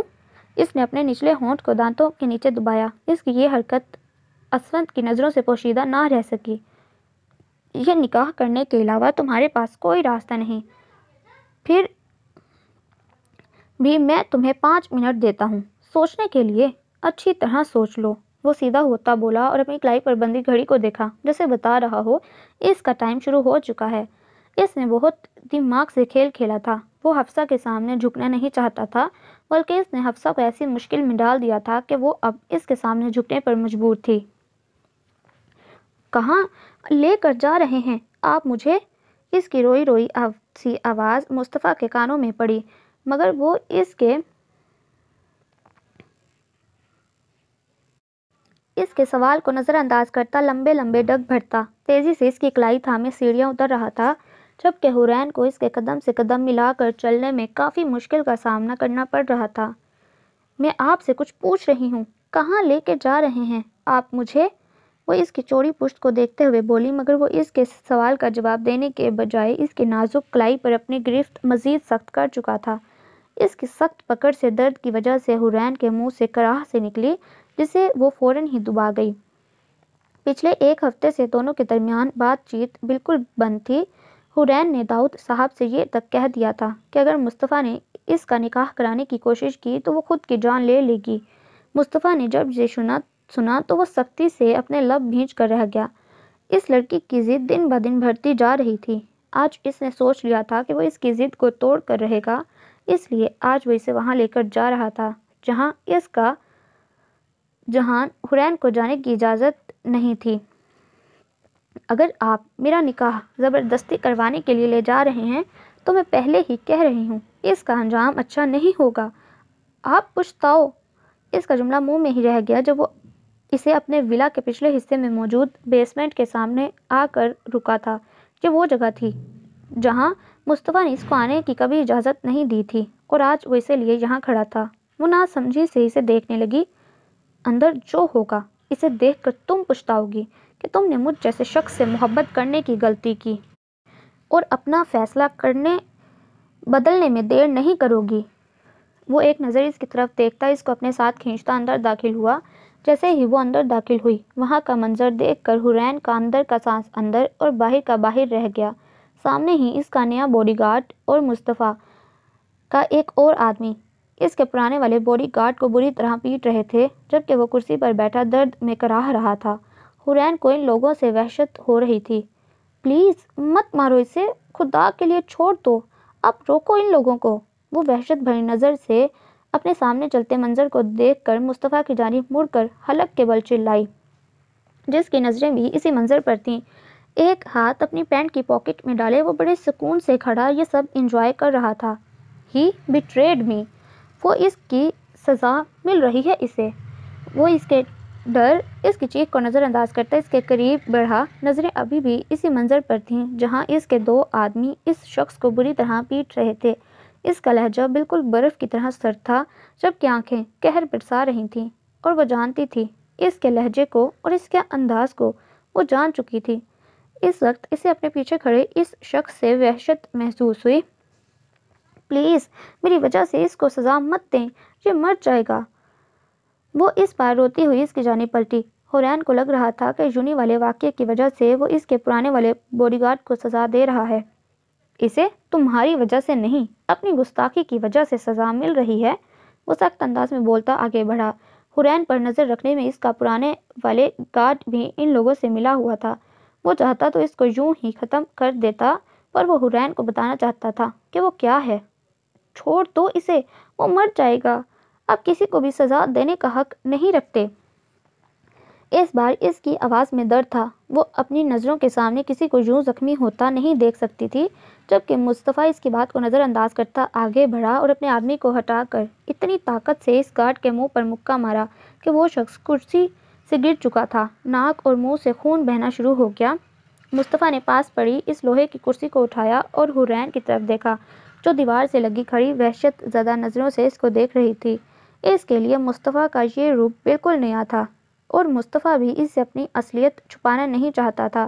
وہ اسے جان بوجھ کر یہ سب دکھا رہا تھا کہ وہ کیا ہے۔ وہ اسے بتانا چاہتا تھا کہ وہ اپنی زندگی کس شخص کے ساتھ گزارنا چاہتی ہے تاکہ وہ اپنا فیصلہ بدل لے۔ اس نے پوری طاقت لگا کر وہ کرسی اس کی ٹانگوں پر ماری۔ تکلیف سے وہ شخص چیخ اٹھا، ساتھ ہی حورین کی چیخ بھی نکلی۔ وہ دیوار کے سہارے کھڑی اپنی سسکی دبانے کی ناکام کوشش کر رہی تھی۔ مصطفیٰ اس کو روتا ہوا دیکھ کر اس کے قریب بڑھا۔ یہ سب دیکھنے کے بعد کیا اب بھی مجھ سے محبت کر پاؤ گی؟ نہیں نا، اس لیے بول رہا تھا اپنا فیصلہ بدل لو ورنہ یہ سب دیکھنے کی نوبت نہ آتی۔ وہ اپنی ایک انگلی سے اس کے آنسو کو صاف کرتا بولا، نظریں اس کے خوف سے زرد پڑتے چہرے پر جمی تھیں۔ میرے دل میں آپ کے لیے سالوں سے جو محبت ہے وہ یہ سب دیکھ کر ایک لمحے میں ختم نہیں ہوگی، اور میرا فیصلہ آخری سانس تک نہیں بدلے گا۔ وہ روتی ہوئی زمین پر بیٹھتی چلی گئی۔ وہ محبت کے اس سفر پر تھی جہاں واپسی کا راستہ ہی نہیں تھا۔ اگر تمہارا یہی فیصلہ ہے تو ٹھیک ہے، اس نکاح کے بعد مجھ سے کسی قسم کی امید مت رکھنا تم۔ اس کی ضد کے آگے اپنے غصے کو ضبط کیے وہ ہار مانتے ہوئے بولا، جب تم اس ایک طرفہ رشتے کو نبھاتے ہوئے تھک جاؤ تو یاد رکھنا میری طرف سے تمہارے لیے واپسی کے راستے ہمیشہ کھلے ہیں۔ تم اس رشتے سے آزاد ہو سکتی ہو۔ وہ اپنی بات کہہ کر تیزی سے پلٹا، جبکہ اس کی بات پر حورین اپنا چہرہ ہاتھوں میں چھپا کر پھوٹ پھوٹ کر رونے لگی۔ وہ ڈریسنگ کے سامنے کھڑی اپنے ہاتھوں میں پہنی چوڑیاں اتار رہی تھی۔ اس وقت وہ اسفند کے کمرے میں اس کی بیوی کی حیثیت سے موجود تھی۔ یہ وہ خواب تھا جو اس نے اور اسفند نے ساتھ مل کر دیکھا تھا، مگر یہ اس طرح پورا ہوگا دونوں میں سے کسی نے نہیں سوچا تھا۔ اس وقت اس کو دیکھ کر کوئی یہ نہیں کہہ سکتا تھا کہ وہ کچھ گھنٹوں کی دلہن ہے۔ ڈارک میرون کلر کی فراک جو حیات صاحب اس کے لیے لے کر آئے تھے زیب تن کیے ہوئے تھی۔ جویلری کے نام پر گلے میں چین موجود تھی جو حیات صاحب نے نکاح سے پہلے تحفے میں اس کو دی۔ میک اپ کے نام پر صرف لپسٹک لگائے وہ آئینے میں نظر آتے اپنے عکس کو دیکھ رہی تھی۔ اس نکاح سے اگر کوئی خوش تھا تو وہ ہادی تھا۔ اس کی خوشی کا کوئی ٹھکانہ ہی نہیں تھا۔ نکاح کے بعد سے وہ ایک لمحے کے لیے بھی اس کے پاس سے نہیں ہٹا تھا۔ ابھی تھوڑی دیر پہلے ہی وہ اس کے کمرے میں آ کر اسے سلا آئی تھی۔ ہادی کا خوشی سے چمکتا چہرہ سوچ کر اس کے خود کے چہرے پر ایک مسکراہٹ آئی، اور تبھی واش روم کا دروازہ کھلا۔ آہٹ پر حفصہ نے گردن موڑ کر دیکھا تو Asfand white T shirt black trouser میں ملبوس نکھرا نکھرا سا واش روم سے نکلا۔ نکاح کے بعد سے پہلی بار وہ اس کو دیکھ رہی تھی، کیونکہ نکاح کے فوراً بعد ہی وہ اپنے وکیل کے ساتھ کہیں چلا گیا تھا۔ اسفند جو اس کی موجودگی کو نظر انداز کیے بیڈ کی جانب بڑھ رہا تھا، یک لمحے اس کے لیے اس کی نظر ڈریسنگ کے پاس کھڑے حفصہ کے وجود پر پڑی۔ اسے دیکھ کر ایک لمحے کے لیے اسفند کو لگا کہ اس کی سانس سینے میں کہیں اٹک گئی ہو۔ وہ خود بے خود سا اس کو تکتا اس کی جانب بڑھنے لگا۔ دونوں کی نظریں ملیں تو اپنے اور اس کے درمیان بندھے رشتے کو سوچ کر حفصہ شرم سے اپنی نظریں جھکا گئی۔ اس کو اپنی جانب بڑھتا دیکھ کر دھڑکنیں مزید تیز ہوئیں۔ اپنی حالت پر قابو پانے کے لیے اس نے اپنے پیچھے موجود ڈریسنگ کا سہارا لیا۔ وہ عین اس کے سامنے آ کھڑا ہوا اور اپنا ہاتھ اس کے چہرے کی طرف بڑھایا تو حفصہ سختی سے آنکھیں بند کر گئی۔ تم کتنی بھی کوشش کر لو، میں تمہارے حسن کے جال میں پہلے کی طرح پھنسنے والا نہیں، اس لیے یہ سب کر کے اپنا وقت برباد مت کرو۔ وہ اپنے انگوٹھے سے اس کی لپسٹک کو بے دردی سے صاف کرتا گہری سنجیدگی سے بولا، جبکہ نظریں اس کی بند آنکھوں پر ٹکی تھیں۔ اس کی بات اور انگوٹھے کا لمس اپنے لبوں پر محسوس کر کے حفصہ نے آنکھیں کھولیں۔ وقت میرا برباد ہوگا، تمہیں اس کی فکر کیوں ہے؟ اس نے ایسے کوئی کوشش نہیں کی تھی، پر اس کی غلط فہمی کو دور بھی نہیں کیا۔ حفصہ کی بات پر اسفند زور سے ہنستا ہوا بیڈ پر آ لیٹا۔ اگر ایسی بات ہے تو یہاں میرے قریب آؤ اور ایک اچھی بیوی ہونے کا فرض پورا کرو۔ وہ بیڈ پر لیٹتے گہری نظروں سے اسے دیکھتا بولا، اور ساتھ ہی اس کو اپنے بہت قریب بیٹھنے کا اشارہ کیا۔ وہ جو پہلے ہی پریشان اور گھبرائی ہوئی اپنے ہاتھوں کی انگلیوں کو چٹکا رہی تھی، اس کے بدلتے لہجے اور بات پر جھٹکے سے اس کی طرف دیکھا جو اس پر نظریں جمائے ہوئے لیٹا تھا۔ دونوں کی نظریں ملیں۔ ایک کی نظر میں پریشانی، حیرانی تھی، پچھتاوا، جانے کتنے ہی جذبات۔ ایک دوسرے کی نظریں کسی بھی قسم کے جذبات سے خالی اور سرد تھیں۔ ایک ننھا سا دل پل میں سہما۔ تم نے سنا نہیں میں نے کیا کہا؟ یہاں آؤ، یا ساری رات ایسے ہی کھڑے کھڑے گزارنے کا ارادہ ہے مائی ڈیئر وائف؟ اس بار وہ طنزیہ انداز میں بولتا اٹھ بیٹھا، جبکہ نظریں ابھی بھی اس پر جمی تھیں۔ اس میں کوئی شک نہیں تھا کہ وہ خوبصورت تھی، اور اس وقت نظر لگ جانے کی حد تک خوبصورت لگ رہی تھی۔ اس نے فوراً ہی اپنی سوچ کو جھٹکا۔ اس کے لفظوں میں جانے ایسا کیا تھا کہ وہ اس کی جانب بڑھی۔ تم اور میں اچھے سے جانتے ہیں کہ یہ شادی صرف ہادی۔ وہ اپنا جملہ بھی مکمل بھی نہیں کر پائی تھی جب وہ اس کی کلائی کو اپنی گرفت میں لیتا اس کو بے دردی سے اپنے قریب کھینچ چکا تھا۔ حفصہ جو اس حملے کے لیے تیار نہ تھی اس کی سخت گرفت سے سیدھا اس کے سینے سے لگی۔ نہیں، تم کچھ نہیں جانتی حفصہ اسفندیار خان، وہ اس کے دوسرے بازو پر بھی اپنی گرفت سخت کرتا ہوا بولا۔ اس کی گرفت کے ساتھ اس کے لہجے میں بھی سختی آ گئی۔ اس وقت ان دونوں کے چہرے بے حد قریب تھے۔ حفصہ اس کی گرم سانسیں اپنے چہرے پر محسوس کر رہی تھی۔ دل تیز رفتار سے دھڑکا۔ اس نے ایک بار بھی خود کو اس کی گرفت سے آزاد کرانے کی کوشش نہیں کی۔ یہ وہی شخص تھا جس کی اتنی قربت کے لیے وہ تڑپتی رہی تھی، جس کی ایک جھلک کی وہ دیوانی تھی۔ اور اگر تمہیں اس بات کی غلط فہمی ہے کہ یہ سب تمہاری وجہ سے کیا ہے تو تم غلط سوچ رہی ہو۔ اسفندیار خان کے لیے تم اب اتنی ضروری نہیں۔ اس کی آنکھیں خطرناک حد تک لال ہو چکی تھیں اور اس کے لفظ حفصہ کے سینے میں کسی تیر کی طرح چبھ رہے تھے۔ ایک آنسو ٹوٹ کر اسفند کے سینے پر گرا، جس کی نرمی کو اس نے محسوس کیا۔ جانے کس احساس کے تحت وہ اس کے چہرے کے مزید قریب ہوا اور نظریں اس کے کپ کپاتے لبوں پر آ ٹکی۔ اس کا پاگل دل بغاوت کرنے کے لیے مچل رہا تھا۔ اپنی باہوں میں موجود لڑکی پر وہ سارے حق رکھتا تھا۔ ابھی وہ کوئی گستاخی کرنے ہی والا تھا جب حفصہ کی آواز سے جیسے ہوش میں آیا۔ اور اگر میں کہوں کہ میرے لیے تم اب بھی اتنے ہی ضرور۔ اس سے پہلے کہ وہ اپنا جملہ مکمل کرتی، اگلے ہی لمحے بے دردی سے اسے دھکا دیا گیا۔ وہ سیدھا فرش پر گری۔ خبردار، خبردار جو تم نے ایک بھی لفظ مزید بولا، تم جیسی لڑکی کبھی کسی کی نہیں ہو سکتی۔ وہ ایک جھٹکے میں بیڈ سے اٹھ کر اس کی طرف بڑھا۔ وہ زمین پر بیٹھی اس کو اپنی طرف بڑھتا دیکھنے لگی۔ اس وقت جس کی آنکھوں میں اس کے لیے نفرت تھی، اپنی کچھ دیر پہلے والی بدلی ہوئی کیفیت کو حفصہ سے تو چھپا سکتا تھا مگر خود سے نہیں۔ وہ آہستہ سے قدم اٹھاتا مزید اس کے قریب ہوا اور زمین پر اس کے مقابل آ بیٹھا۔ جانتی ہو، تمہاری جگہ پہلے یہاں تھی۔ وہ اس کا نازک ہاتھ اپنے بھاری ہاتھ میں تھام کر اپنے دل کے قریب رکھتا بولا۔ اس کا ٹوٹا لہجہ حفصہ نے بخوبی محسوس کیا۔ اپنی آنسوؤں سے بھری آنکھیں بند کیے وہ اس کے دل کی دھڑکنوں کو محسوس کر رہی تھی۔ اور اب تمہاری جگہ یہاں ہے جہاں تم اس وقت بیٹھی ہو۔ وہ بے دردی سے اس کا ہاتھ جھٹکتا کھڑا ہوا اور کمرے کی لائٹ بند کرتا بیڈ پر آ گیا۔ اس نے دوبارہ حفصہ کی طرف دیکھنے کی غلطی نہیں کی تھی۔ آج یہ لڑکی اس کا امتحان بنی ہوئی تھی۔ اپنے دل میں اتنی نفرت ہونے کے بعد بھی اس کا دل بغاوت کرنے پر اکسا رہا تھا اور وہ پھر سے اس کے سامنے ہارنا نہیں چاہتا تھا۔ So listeners, that was the end of today's episode. Hope that you like it. Do subscribe if you like. It is the only source of motivation for me.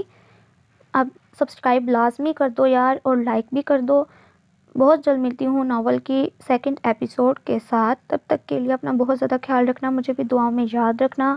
اللہ حافظ۔